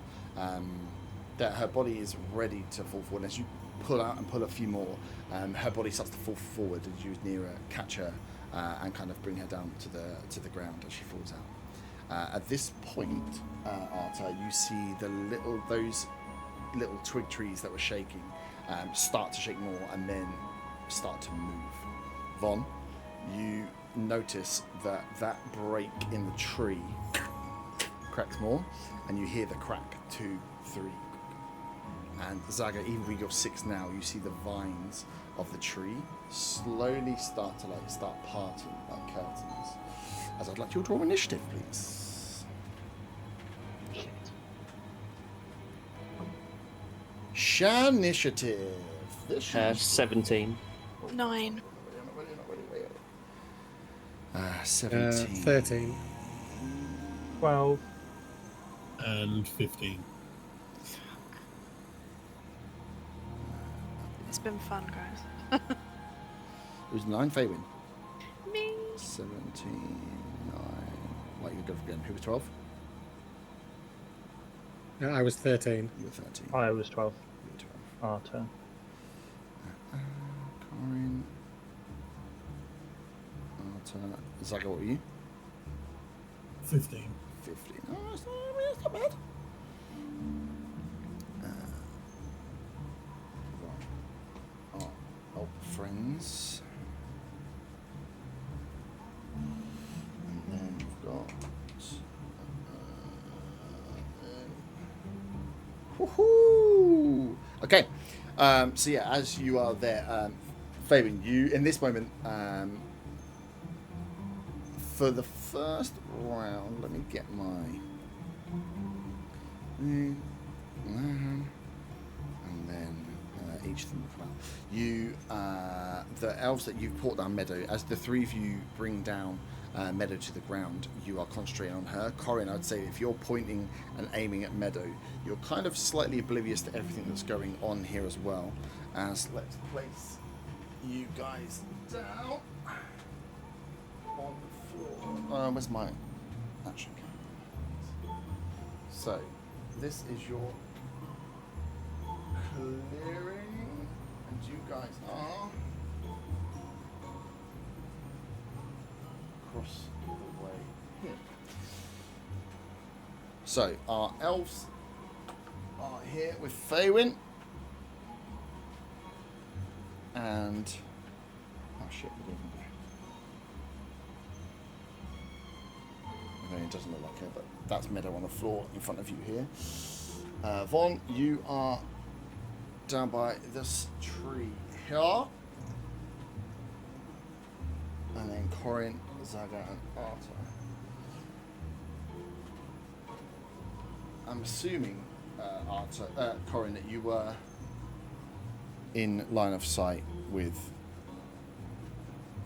I'd like to be behind some sort of cover, but again, with line of sight onto the tree. In line of sight onto the tree, yeah, it's hard because to get cover and to have line of sight of the tree are conflicting. So yeah, I'll be having line of sight the tree Yeah. over cover. So you guys are here. What you see in front of you are the movement of these little dead branches that just the wiggling and the wind that they were waving in. Arta, you start to see them start to move, and then you realise these things are detaching themselves from the Oh wood god, it's a lines pseudo-widow. they're on, and they're starting to move towards the in front of you. Von, just detaching itself, is what looks to be like a tree man. The break that you can see at the top and the mound that you now foolishly realise on your investigation check you missed was the like head and neck detaching from the front of the body as it kind of peels away and the spikes release and crack from the tree as this thing peels itself off. This humanoid form of just bark and spines and thorns and needles as you realise as you kind of look up from it, it's looking towards you. The round will start with the little twiggy boys because The thing with one is yep. is that the body on the tree that we were looking at? It looks to be the mound of the body in the tree has just detached itself from where it was before. Hang on, I just opened the wrong page.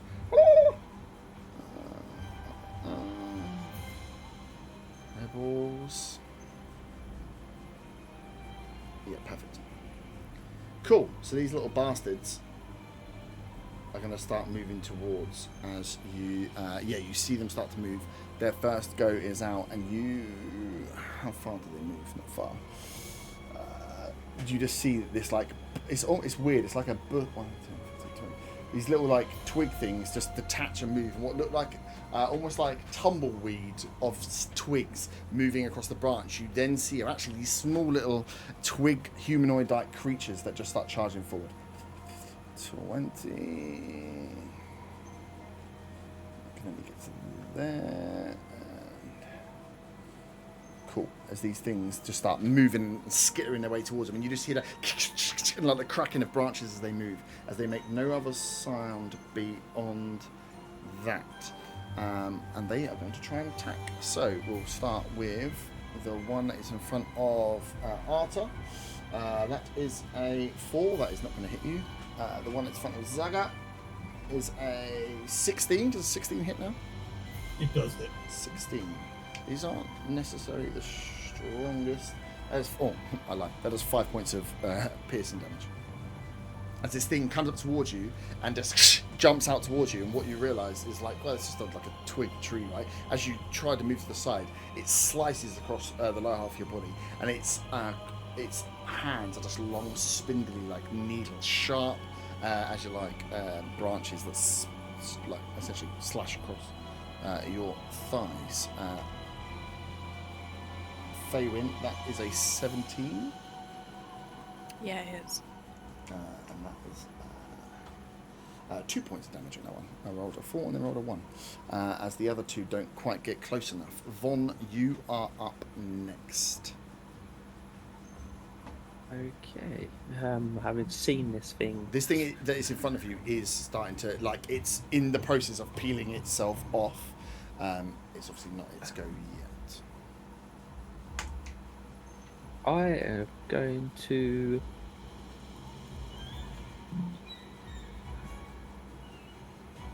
I guess I'm going to swing my scimitar at this thing that's just appeared in front of me. Mm-hmm. The big thing, yeah? Mm-hmm. Nice. And that is a 15. A 15 hits. 4 points damage Nice. of slashing damage. Slashing damage, nice. So as you slash into this thing, it's pulling itself off. You slash in and just chop a load of the needles and the branches off the front of it, shave it down a bit. Takes the damage. How much did you say it was? 4? Yeah. Nice. Cool. But yeah, doesn't really react. No noise comes from this thing. It is as far as you can work out, a plant. As it slices off and then just looks towards you as you're going to attack it. Zaga, you're up now. Corin, you are next. I guess I'm just going to take a swing with my rapier at the one in front of me. That is a 12. 12 does not hit. Close, but this thing, as you swipe for it, they are very small. I mean, as the same size as you, kind of like. It manages to just like move its way as it's moving in a very unnatural. It's not like running at you. It's moving itself in a kind of unnatural manner as you swing towards it. How many of these things are within 10 feet of me? 10, 3. I'm going to use my bonus action as the Draconic Cry. Yeah. Which is I let out a cry at enemies within 10 feet of me. Until the start of my next turn, me and my allies have advantage on attack rolls against enemies that can hear me. Nice. Legend. I'm just going to scream at them. Yeah, cool. So the one in front of Arta, the one in front of you, and the one on Fabian all have advantage against them on their attacks. Nice. Corin, you're up. I want to move 2 squares diagonally right, back next to the tree. Yeah. Behind the Faven there. Yeah. And I want to aim a shot with my bow at the one next to Faven. Nice. The one next to Faywin. Cool, you've got advantage on that one, the one that's closest to Faywin. That would be a 16 to hit. 16 hits. Roll your damage. I'm just double checking.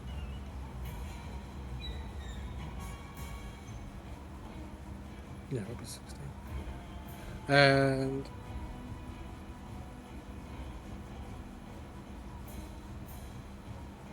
with sneak attack, that would be 11 points of damage, base 11 damage. points, Jesus. Yes, this thing, as you fire in with a sneak attack, you see in front of you, Faywin, as this almost like implodes. This thing, you hit it right in the core of where most of the twig and branches is tangled, and burst it like a knot as loose twigs and strings just fall to the ground as one has been cleared from the battlefield. Use the rest of my movement to move behind that tree Yep. and make an attempt to hide with my bonus action. Cool. Yeah. Roll a stealth check. That'll be a 19. 19. Oh, sorry, an 18. 18. Nice. Arthur. I want to do. So we have two options. I can waste a spell slot. I can just wail with my hammer. I think I'm just going to wail with my hammer.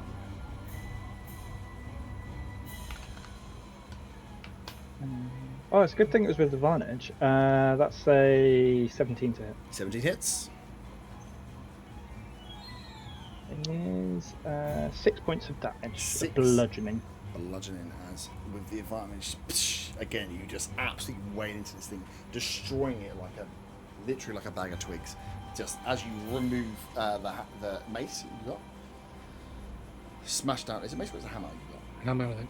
It's a warhammer. A warhammer comes down, bang, just cracks. You see the twigs splat underneath, and as you remove the hammer, this thing is no longer moving as a bag of twigs on the floor now. You have movement or bonus Okay, action. so just to clarify, what is near me as far as enemies are concerned? 'Cause, So know. you One in have front of Zaga. one in front of Zaga, one twig across diagonally from you, and next to it is a bigger beast that has pulled itself away from the tree. Okay, what I'm going to do is I'm going to try and maneuver myself so I'm in a position to give... No, I'm not going to do that, because that will give Thingy advantage. I'm going to go next to the smaller one. The one Now. next to Zaga? Or this No, one? the one towards Faber. Yeah. Just diagonally? Oh, Just Towards two Faber. squares down. Next one. Rose. That's Bonbon, not Earth. Yeah, Oh, is that? yeah. Oh, that's the bonbon. Okay, yeah. Oh, getting us Alps mixed Oh, up. no. One more down. One more down, please. Behind him, yeah. No, yeah. Sneaking up on this bitch. Nice. The elves are up next, and they are going to... Oh.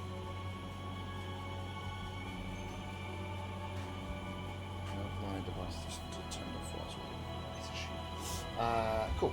The elves are going to try and drag.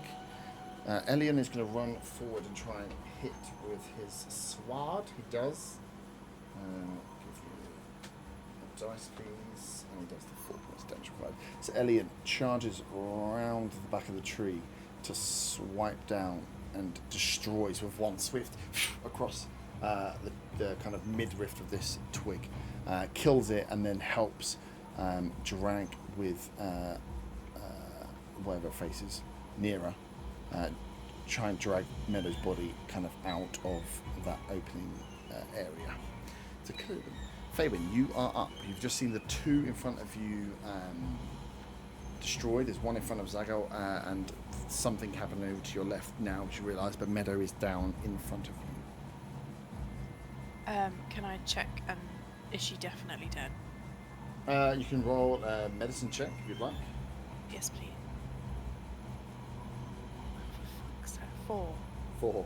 I'm caught up in the drama You're of caught it in all. the drama. mate. She looks dead from afar.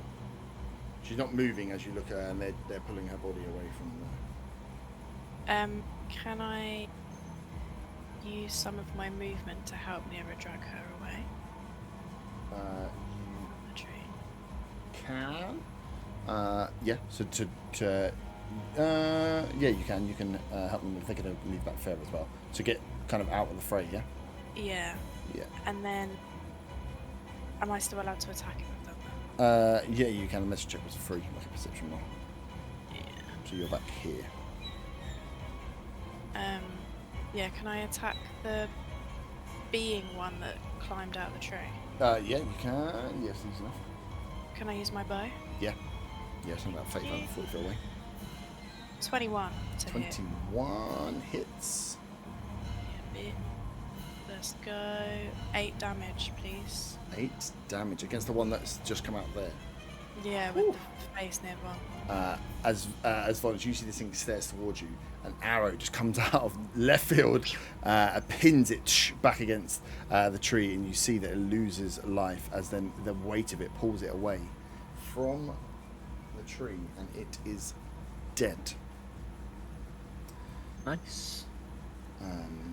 Yes, very nice. As from the 2 trees towards the back, you see. I thought that was going to be the big boy. 2 more pull themselves off from the trees as you look up now. Did you just say 2 of them pull themselves off? They pull themselves off, yeah. And that's a mark against Saga. He said pull, not tug. A mark against Saga. This is going to be fun. As yeah, these 2 release, and then they are going to have.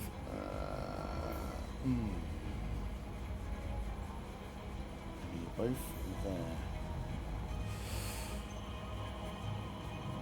15, 20, 25. Yeah, cool, easy. Cool. They are both going to fire needles retrospectively. So the one sees Von, you next to his little bub that's got killed. He's going to fire. That's a 15. Meets it, beats it. Meets it, beats it.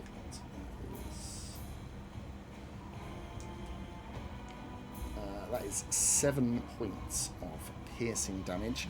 As you, this one in front of you falls down, kind of as its body falls from inside your light. You look up and you see in the distance another one staring at you as it just like shoots its chest forward, and it's like a range of needle-like darts fire towards you, like porcupine spikes. Some hit the tree and some like come straight into your chest as you take the damage and manage to pull them out. Gone quite deep into you, and they're just thick, like skewers that have just pierced you in different ways. As you pull them out, you're covered in blood. They've probably gone like about an inch into your body as you do. And the second one fires them across at Arta. That is a 2 on the dice, so that is definitely not going to hit. As Arta, you hear the ping of multiple things hitting your armor from behind. As you notice, there is a beast there behind you. As we go back round to the top. From the top, let me just check what I can do.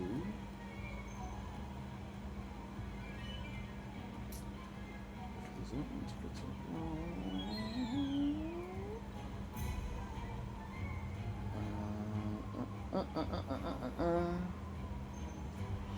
Okay, cool. You will hear like a larger rumbling as from halfway up the tree, a couple halfway up, you see a face appear from the vines and kind of raise itself out from the large tree, and just you hear in a voice that says, "Leave this forest, this is mine." As kind of like slow, like Dr. Ock style with vines, lowers itself from the trees and lands on the floor in front of you. Is that Jenny from the block? Mark against Corin. This is going to be a fun game. Can I get a good thing? Because I just said that the voice that you did for that was really good. Oh, okay, nice. Yeah, you can. You can not die. Is that a good thing? Yeah. You're invisible to the things. In 15-foot radius.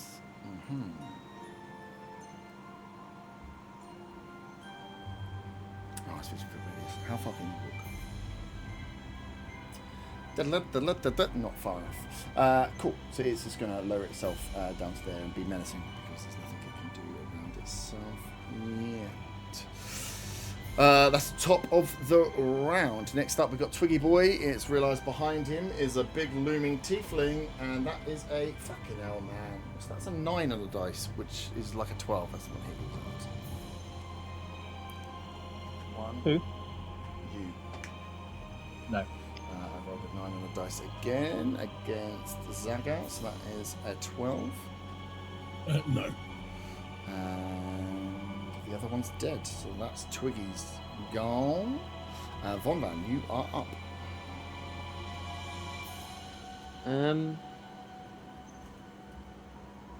Okay, I am.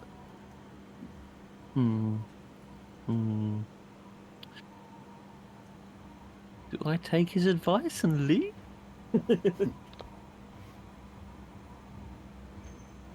I am going to go into my starry form in the form of the archer. And I'm going to fire the bonus attack at I'm going to fire the bonus attack at the one that's attacking Arthur. Yeah, nice, the little one. Yep. It's a 16. 16, I'm pretty sure hits. Yep. And that is 6 points of damage. 6 points of damage as you fire off the. What is it? An arrow, isn't it? Like an arrow, a light arrow. It's kind of like an arrow. Yeah, it's not like an actual proper bolt. It's kind of like a What's the damage type on it? celestial bolt. Radiant. Radiant, yeah. So as you see in front of you, Arthur, this radiant light bow hits this thing as it sizzles and crumbles in front of you. Slight burnt, cindered twigs just fall to the ground in front of you as another twiggy beast is down. And then for my normal attack, I am going to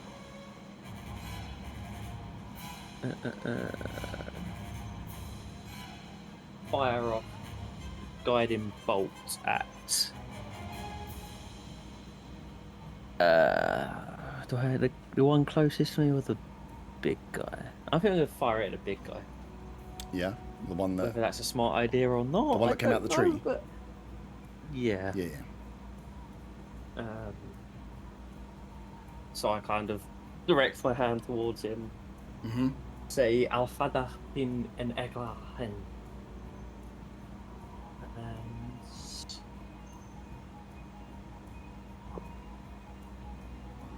that is a 18. 18 hits. Not necessarily the most difficult to hit.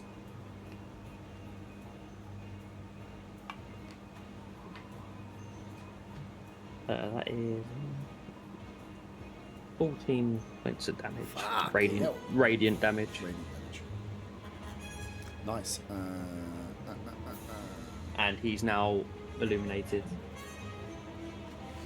Nice. giving other people advantage on attacking.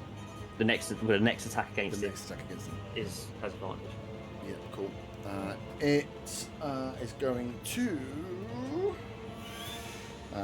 That's your go, yeah? I'm going to move further back towards like the next tree back. One Towards directly like Zaga behind. or like Arthur. behind? Oh, the one behind. Yeah, so like the one that's Yeah. yeah, around that one, yeah.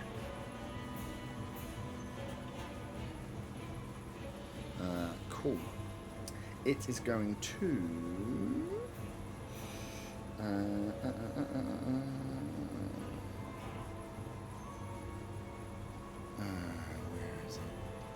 it is going to. You see as it takes a hit, and it just goes, "I said leave!" and it just like disappears into the ground. 30, and it is going to reappear. Zaga next to you. You see the vines writhing and wriggling now across this floor as this thing just reforms itself as a legendary action next to you. Not happy with the attacks it's just taken. Vaughn, that was you. Zaga, you are now up. Well, I wasn't planning to have to be surrounded by two of these guys. They're gonna have advantage now as well, aren't they? Not quite, but they could get it. You know what? I'm just gonna go for my old trusty dissonant whispers on this big guy. Yep. And With hope advantage. he is not good with wisdom saving throw. With advantage, it's a saving throw. Yes, saving throw. So It's not an attack roll. The dissonant whispers. It is well. It doesn't have eyes or ears, so it will pass the saving throw because it can't hear. So you. How does it know how to speak then? How does it? It's got a mouth, but it has no eyes or ears. The voice came out from the thing, yes, but it doesn't speak. In that case, I won't cast dissonant whispers because that would be stupid. Well, no, you have to cast dissonant whispers, and then I tell you that you can't hear. Oh, okay. Yeah. I didn't So notice you it find doesn't out. have ears You didn't know, beforehand. yeah, you wouldn't know until you do it. Yeah, it's one of those annoying things. Okay, well that's cast then. I guess I use a bonus action. Mm-hmm. And I will use the second Draconic Cry since these two are right next to me still, the little one and the big one. Yeah. And just scream again. Cool. And anyone who attacks either one of those has advantage. Advantage. I guess there was advantage on the the big one anyway, but that was only for one attack, right? Yeah, so this will last all the way through to your next go. With it having no ears, with its the Draconic Scream so effective? That's a good point. What is the actual wording? The fourth of the It stream. doesn't specify that something has to hear it. The Dissonant Whispers does. Yeah.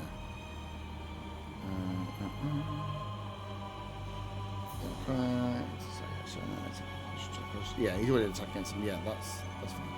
I mean, taking dissonant whispers is enough for my joy. Although I do have a mark No, against that- your name for some reason, so maybe, yeah. That one does specify that the creature has to be able to Has to hear be it. able to The hear it, yeah. Draconic Cry doesn't. Yeah. Which I guess is an oversight, but fuck it. So it's down to my my decision, and you've got a mark against your name for some reason. Corin, you are up. You've seen this in front of you. This thing cry out and then reform. Do I have to step out to get a shot at it from where I am? Or can I? Yeah, you'd have to step out and then step back. Okay, so I'll step out one Mm-hmm. and attack it with advantage, Yep, with advantage.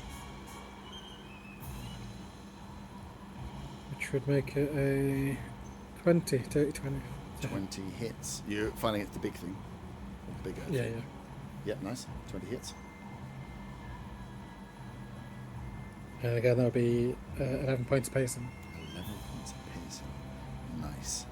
As it, that screams out as you hit it with your piercing damage.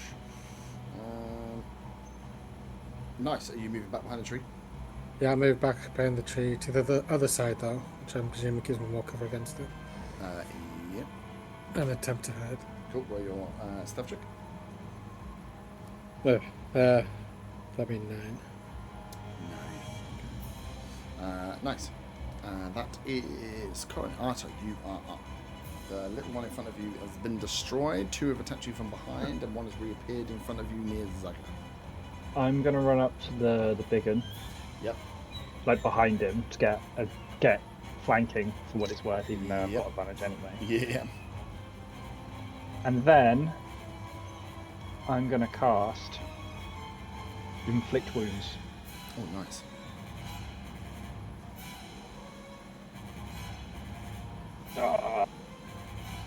That's 13. 13 hits. It's not difficult to hit.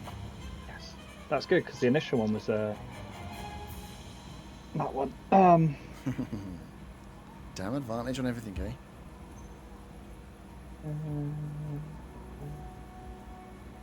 That is 19 points of necrotic damage. Jesus Christ. This thing, Oh. as you inflict wounds as you touch, you see that its entire body just like crispens and hardens and then feeling down into the vines and kind of like slightly up into the area as it lets out a last creak and then turns to dust as it falls on the battlefield. You can see where the vines have been like singed back, where the life force has been sucked from them as this thing disappears from the battlefield. And then for the rest of my movement, I'm gonna look to flank the little one in front of Zagga. Nice. Yeah, sure. Should have enough. Yeah. I don't know if it's difficult terrain. No, it's not yet. Just looks cool. It looks Also, cool. if It it's can forest, be. then they wouldn't have difficult terrain, would they? They wouldn't unless I make it difficult terrain. You're a bastard. Wow, that's not very nice. The elves Knock are against Faven. up next. They are still trying to kind of tend to Meadow. So Faywin, you are up. Oh, Meadow. How many is still up? Is There are that two vine at the two of these big boys at the one. That one's disappeared, and the twigs are. There's one twig between Zagga and Arton. Can I go for the one of the big boys, the one kind of directly in front of me? Yep. Yes, from the back here. Yep, these ones haven't been hit. Can I please cast Hunter's Mark? Would it count as a creature? It yes will count as a creature. I mean, technically it's a plant. Okay, so I can't cast. No. It's Okay, called a, fine. it's called a plant. I'm just gonna shoot at them with my arrow, please. Yep, cool, go for it. 12. 12 meets it, beats it. 12 hits. Roll damage. Okay. 5. 5, nice. As another, this arrow sticks in and pierces through this thing there. As then it's you see some of its like knees and growth around. It takes the hit, like you can feel it slow slightly as it then notices you further there. That was your action. Are you allowed to do a check again, like a medicine check, to see if she's dead? Because I didn't know the first time. As you look back to do the check, you hear, because the elves have gone before you, you hear Nira say to Elion that in Elvish that she has a pulse. Okay, good. I don't want to do anything else. Okay, cool. Right, so it's these boys are.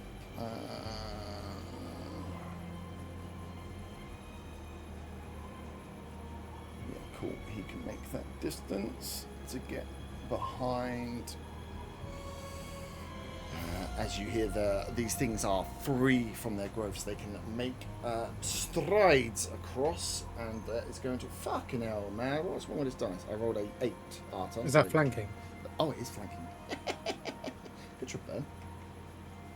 They're all fucking. You got plus against my name. No, he's still got minus. That's still only a 13 against you, Arthur. Miss. Strikes out, misses, but it is close. 15. This one is going to get close with its full movement, but it's actually going to fire its needles at Faywin, who did just shoot it. Bring it, bitch. That is a 17 plus 3, so that's a 20. Fine, you brought it, bitch. That is 5 points of piercing damage as this thing charges forward, and as it gets alongside Arthur, just chest bumps forward and fires these needles out towards you. Cool. That is their go. With the death of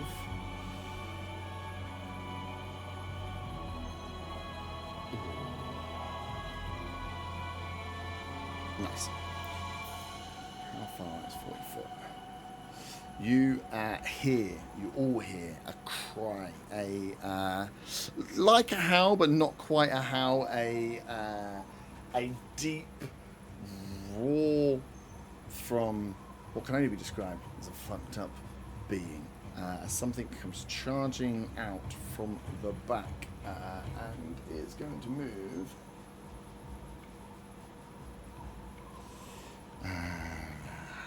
It's not quite. You guys moved that far, which is kind of annoying. It's going to dash its way through as you see charging in from the back and smashing through trees. A giant owl bear comes flying from, and you like hear the cry as it charges. It uses its full action On the top and rope. action. I'm so through trapped. the back, in and charges towards you guys. Almost like as it's you hear the cry from it. Again, it's an owl on a bear's body. You can see it's the venom in its eyes, its eyeballs almost like slightly red as it's staring out. There's definite anger in this owlbear, but luckily you are all far enough back in the battlefield that it had to use its full action and reaction, action and bonus action to get there. A move, sorry, in action. And that's back round to the top. Can I, as a free action, say, Zaga, you might want to step back in a bit. Yeah, this thing comes bound. You hear it just smashing and like cracking the trees and blades. Comes.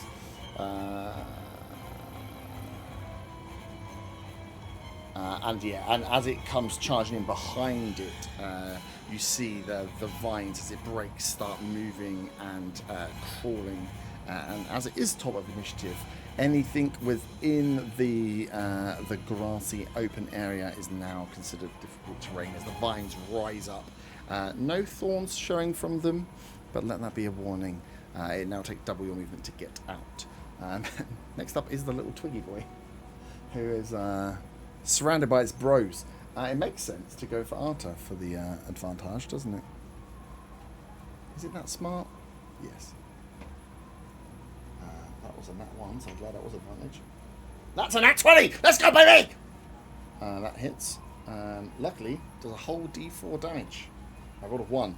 So that's 3 points of damage against you, Arta. Suck it, this little twig's gonna kill you, man. Fuck it, No! Von Van, you are up. Zaga, you are next.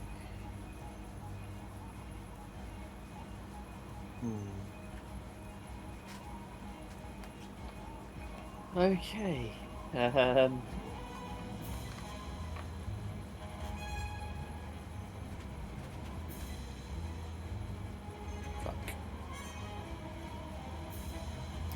Yeah, fucking dude. And Arthur is actually blocked in from Fully every side now. Surrounded. I've got a Literally plan. every side. I've got a plan. Trust me, I've got a plan. Just get rid of Is the it little one and ride get the Zaga owl? gone. I am going to. I'm going to do my my bonus archer action. Mm-hmm. That's the little one. The little baby. Yeah. Nice. It's 14. 14 hits, yeah. That is 9 points of damage. And that is gone as you again just cinder this little twiggy boy into non-existence. I move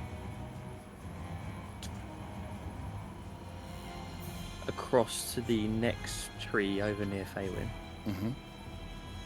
and I then pass.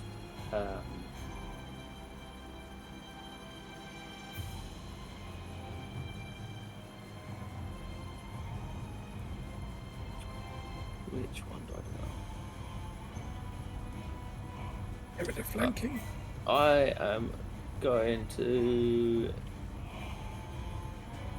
do guided bolt on the one that's to the side of Arthur, the other side of the owlbear. Yep, okay, cool.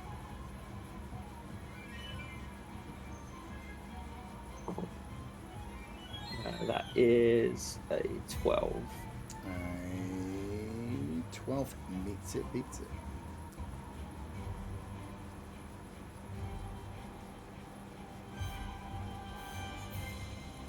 That's 11 radiant damage. 11 GIs. The one on the right, that's enough.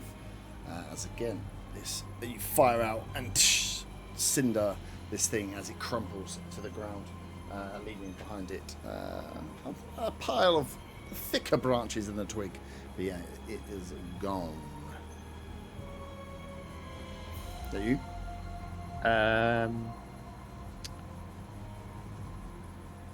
Yes. Zaga, you are up. Corin on deck. I'm just outside the difficult terrain, right?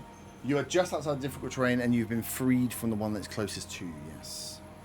Excellent. I'm assuming owlbears have ears. Owlbears have ears. Yeah. I'm gonna try my dissonant whispers again on the owlbear. Nice. So yeah, wisdom. Wisdom saving throw. What's the DC? 14. Woo! God, roll a 7. Fucking spell, man. I want to kill you. So It has to use its reaction.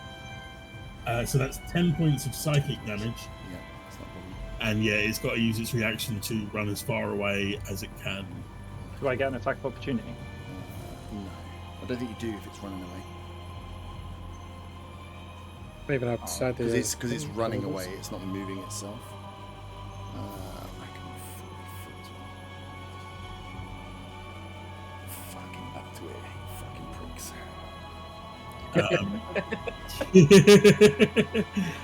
With that, I am going to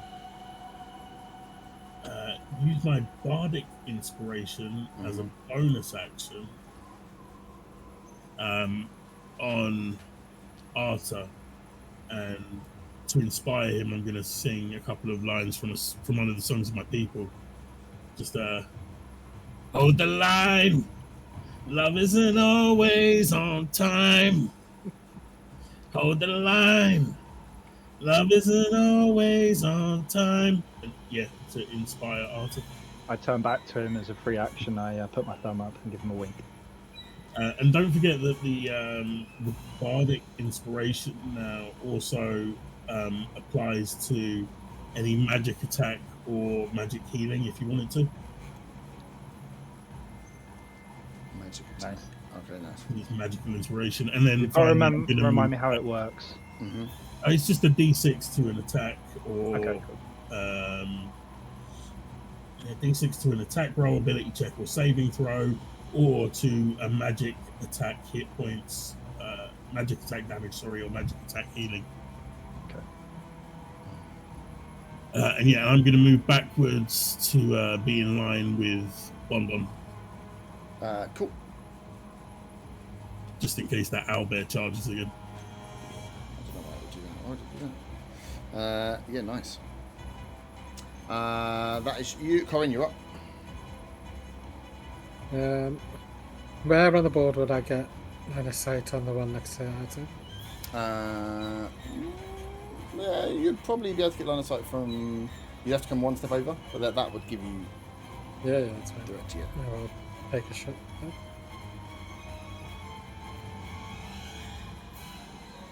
That would be 14 to hit. 14 hits.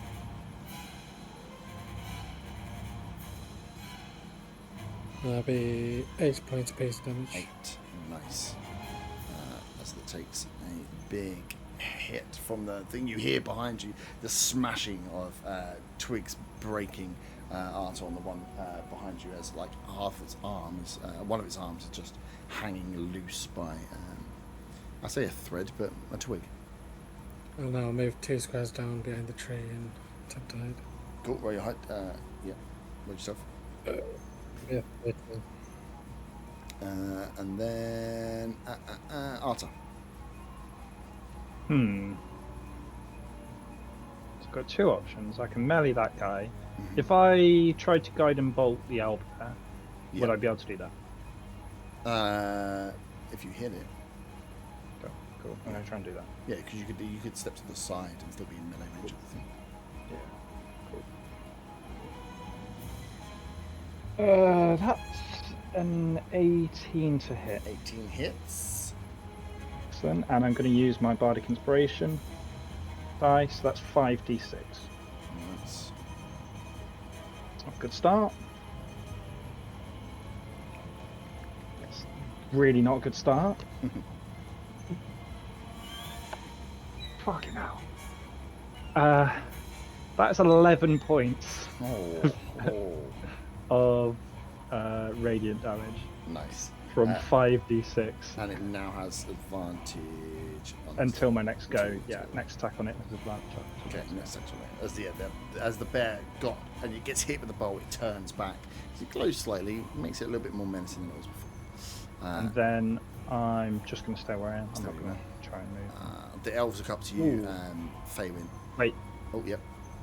how's the The one in front of how's you. the tree creature looking? Pretty fucked up. Not super fucked up, but pretty fucked up. Okay, I have an idea. I just need to see whether it's would work. 2 seconds. Okay, I'm going to try moving away towards everyone else. Okay. Boop. Okay, so you want to see this wins. Go, my little twiggy bitch.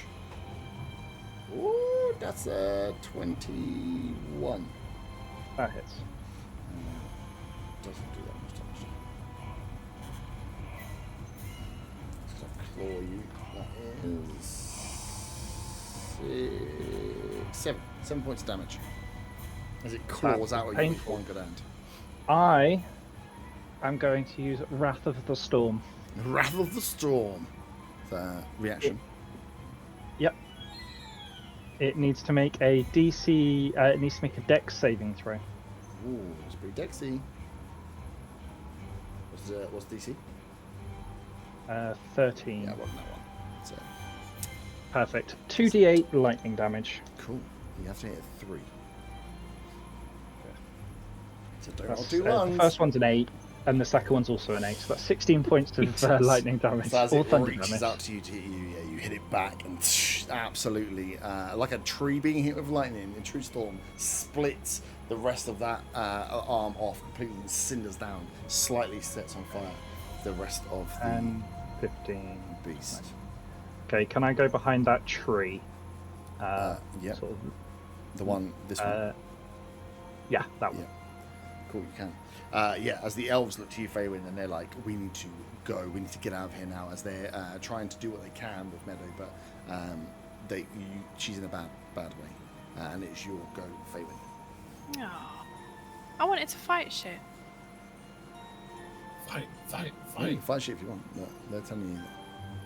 They're telling me we need to go because of her. They can go. Okay, fine. Can I still see the owlbear? You can 5, 10, 15, 20, 25, 30, 35, 40, 45, 50. Yeah, it's about 60 feet away. Okay, I'd like to look back at the elves and say, take her, get her somewhere safe. Mm-hmm. I need to protect my friends. And then they're gonna probably, boys. Yeah, we'll take them off the Um, battlefield.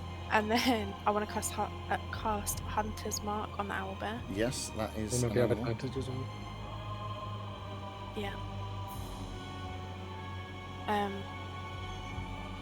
And yeah, with my bow. Yep. So it would be a Yeah, with 18 advantage. to hit. 18 hits. Roll both. If you haven't roll both anyway, in case you get the nat 20.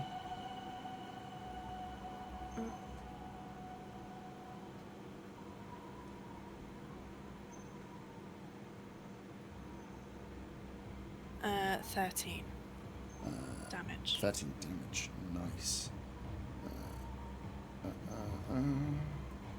Cool. That's the advantage done. It is the owlbear's turn. And this is annoyingly too fucking far away again. Dissonant Whispers is getting Jump deleted second? from your spell list. I have a feeling we're going to start seeing a lot of wise enemies soon. Yeah, you're gonna see. But that's my whole shtick.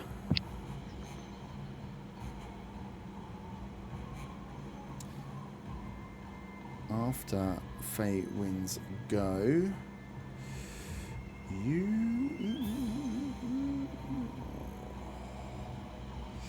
nice. You feel, you hit the owlbear and you hear it scream, but as Fabian releases the bow and it hits the owlbear, the ground around you stretches out and the vines that are around some of the trees that are closer, not as thick as they were before, start to wind out. And everyone around this tree here, can you roll a strength saving throw, please? Does that include me, or am I far enough away? Yes. No, you're not far enough away. Sorry, I am or I aren't? You're not. No. I'll be at 10. Sorry, 11. I rolled a nat 1 with a -1, so I've actually rolled a 0. Nice, that's pretty good. I got a 11 as well. 11. Spell DC.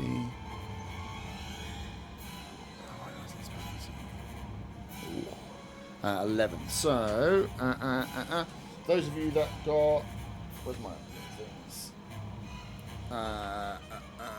Corin, oh, definitely Tiger. Corin, what did you roll? An 11. 11. You three feel vines come up around and hold your legs from this thing as the scream from the owlbear seems to kick off something in the ground as it reaches out as a legendary action after Phelan's go. Now it is the owlbear's go, and it is not happy. Let me tell you that for free. It's going to have to use its 40 foot, isn't it? So it gets... Does the owlbear not suffer from difficult terrain, or does it? No. So it's going to have to use all of its movement to get right up in your man business on it, right in here. But it's used everything to get there, which is great. And then it goes back round to the top. The... lair action. We're going to have a lair action. Welcome to lair actions. I think you've just made that. No. Did I do that? What is it? Hang on, I'm just trying to work out which one I want to use. Ah, perfect. So as this thing is charging towards you and it's bright through, the entangle gets round. You hear the sound of what feels like rain coming down as the dew around that hits the leaves. These trees, whilst they've got no foliage on, actually do have foliage on. It's just you can't see if they put it. And this mist peers up as this owlbear's coming towards you, and the entire lair area, everything inside the rounds of this tree is covered with a thick fog, which blinds everybody. Blind means that you cannot... you roll with disadvantage when you're trying to attack. Let me just double check if nothing else in there. At the top of the round. That is... Does that include the owlbear? There's only one way to find out. Von, you're up next. Okay. Yeah, can't see. Yes, blinded. Blinded creature can't see and automatically fails ability checks that require sight. Attack rolls against the creature have advantage, and then the creature's attack rolls have disadvantage. So you're all considered blind, which means any attacks against you get advantage, and any attacks you make are at disadvantage. Unless you have a way of trying to clear the fog. Okay.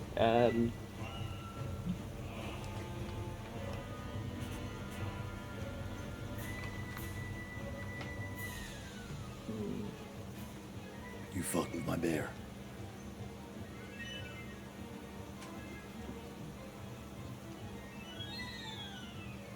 What you got, Von? How much damage can we do in one round? It's like you can see that it's bleeding. You can see it's taking some damage. Okay, I am going to...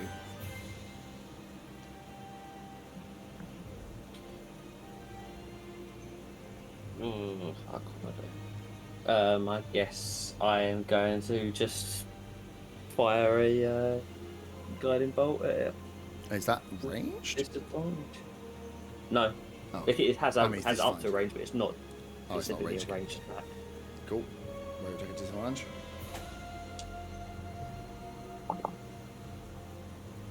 That is a 14. 14 hits.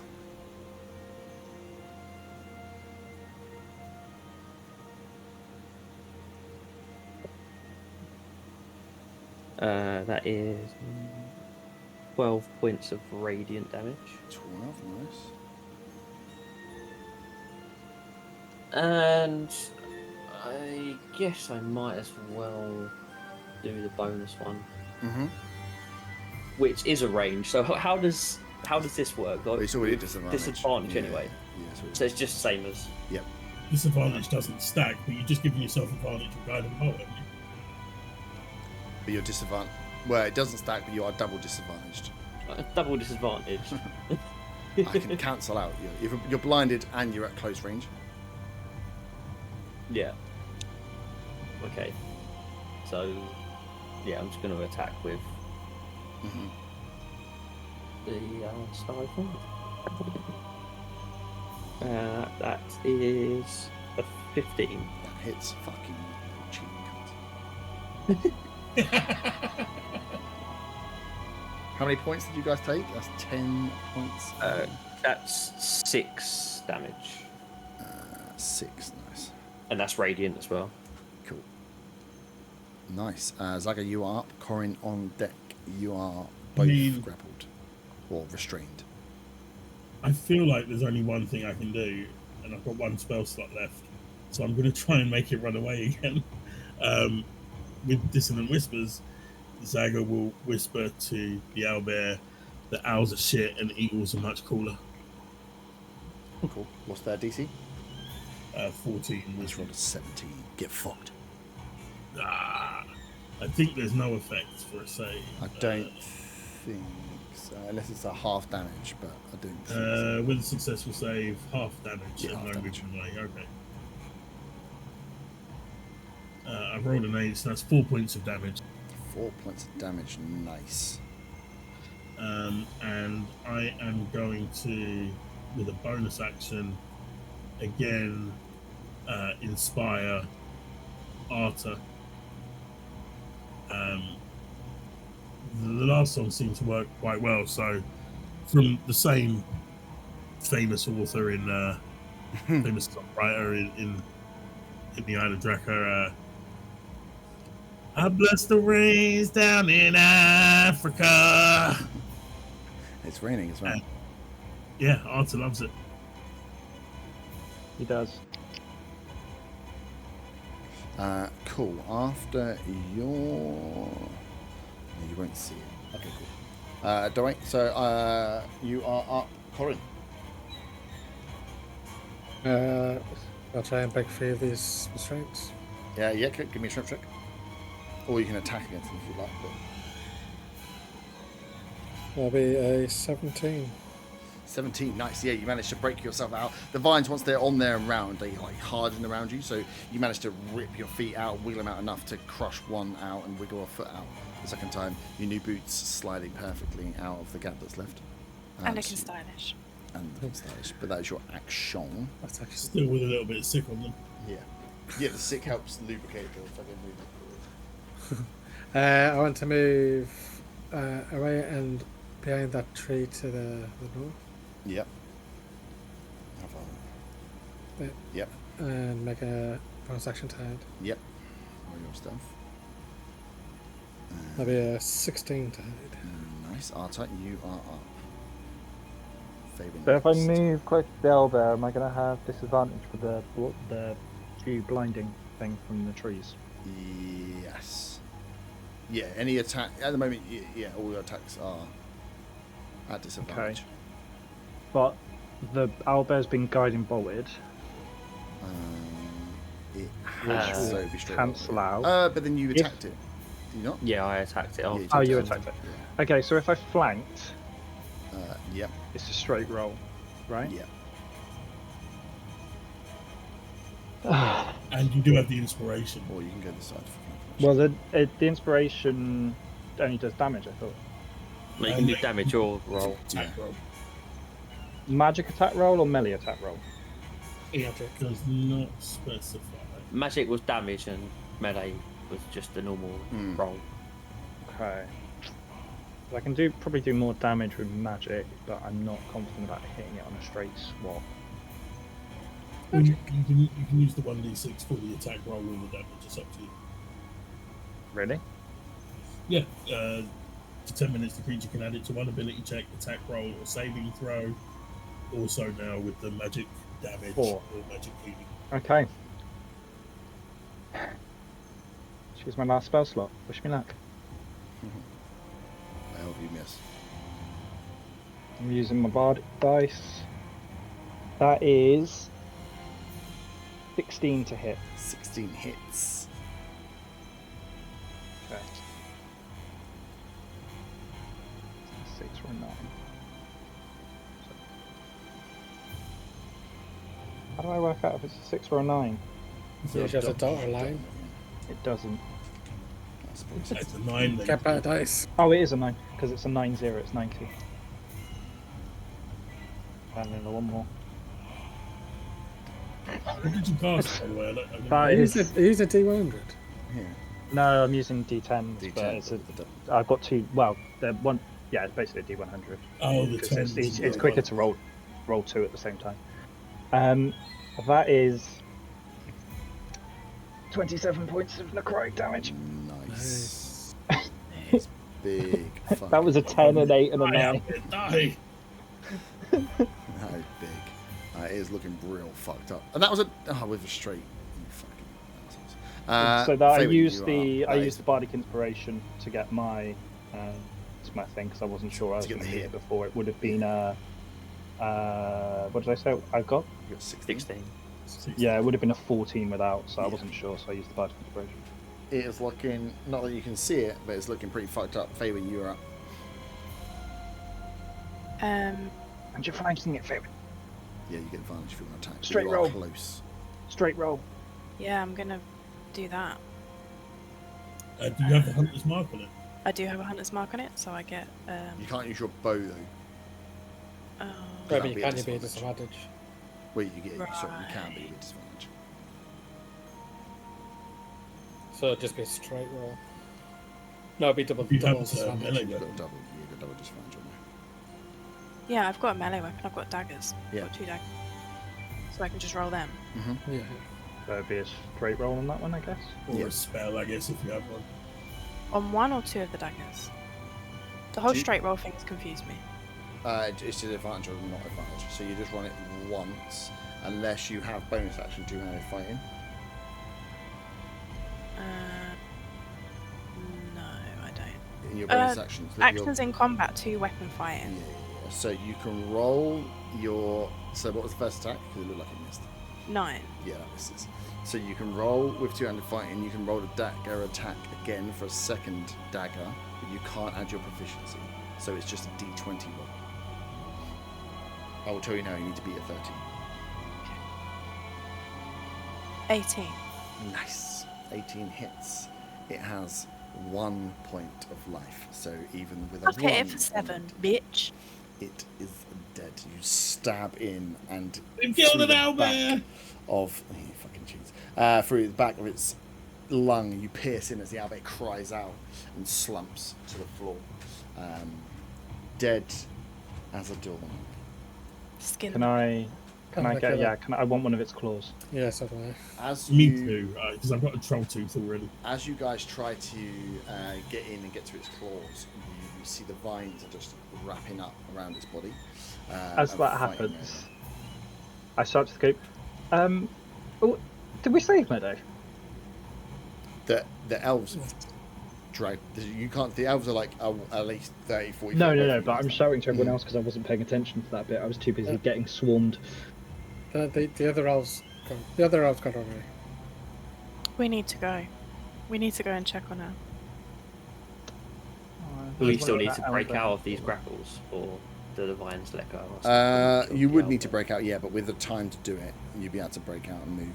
Yeah, those that try to get hold of the owlbear body as it slumps, as soon as it hits the ground, you see the vines start to wrap up over the top of its body and start to like cover it. As you're trying to get pieces of its there, if you look back towards the kind of the open area that was there, where those different twigs and larger beasts kind of have fallen, there's huge mounds of vines already over them, just as like lumps where those bodies were. And you can see the vines that are moving around are starting to grow thorns. Yeah, let's get the fuck out of here. We need to leave. I'll have time to pluck a feather then rather than the claw. Yeah, if you want to try. No, I'll just get out of there. I am going to try and pluck a feather. Okay. Try and back a fill. What do I roll? Get two! Roll a dexterity check to try and get in between. 4. 4. No. So you get the feather, and as you pull out from the feather, 2 thorns pierce into like each side of your arm, and as you pull out, you take 8 points of piercing damage. 8. 8. He's down. It was a D8, and I rolled an 8. He's down. I'm not down. Not down. You there? Didn't take any damage. No. But yeah, On they the like, as doctor they scale. reach in, they pierce in, and it deeply cuts into your like forearm as you get the feather out, and your arm's now just like dripping with blood. I just took 7 points earlier. On the doctor scale, I'm a puber's width from death. It's funny that the thorn just did more damage to you trying to pluck an owlbear feather than the owlbear did. Ah, you wait. Ah, you wait. Dissonant survived. whispers. Everyone's deaf. Wait, so from here on out. do I still get the feather? Yeah, you got the feather. You got the feather Yes, out. the feather can go but in my you hat later. You got the damage. I've got it all planned. The damage to it. As your arm has been like pierced on both sides of the upper and lower part of the form. As you are out of combat, and I think we will pause and finish there because it's very late. That's cool. As yes, you have encountered and killed whatever it was that was there. And we can come back to discuss what it was next time. But yeah, the elves have got Meadow out and away. They're about 30, 40 foot away from you guys now. But yeah, as you look out across this area now, the vines are still wrapped around that main tree. Where any of those bodies of, they're called blights, those wood-based plant things that attach you, there are just mounds. You can just see covered completely like a cocoon around it. And now as you're stepping away, the owlbear is completely covered in this, again, this larger mound, this cocoon of vines that are there, and thorns now starting to protrude from that area. As we're leaving, I shake the owlbear feather that I got, covered in blood, like menacingly. Not menacingly, but like ha ha ha ha ha. Nice. And you've come across some bits. But yes, we will. I look at the He trips over a owlbear tree feather. branch and smashes his face. Sorry, Weaver. Were you? Oh, I said I look at the owlbear feather jealously. Yes. He wants to eat that back. Perfect. Right, we shall pick up there next week then, with you still in the forest, so we can answer So any it's questions you not have around about next that week. area. Oh, you're not. Yeah, or week after. Oh, yeah, Yeah, week off. it might be a week off. So yeah, we'll pick up next time then, back with what you may have found or not found out about that area. But congratulations, you survived. Dissonant Whispers, saving the day once again. For the last I think the time. 27 necrotic damage probably helped as well. Yeah, that definitely That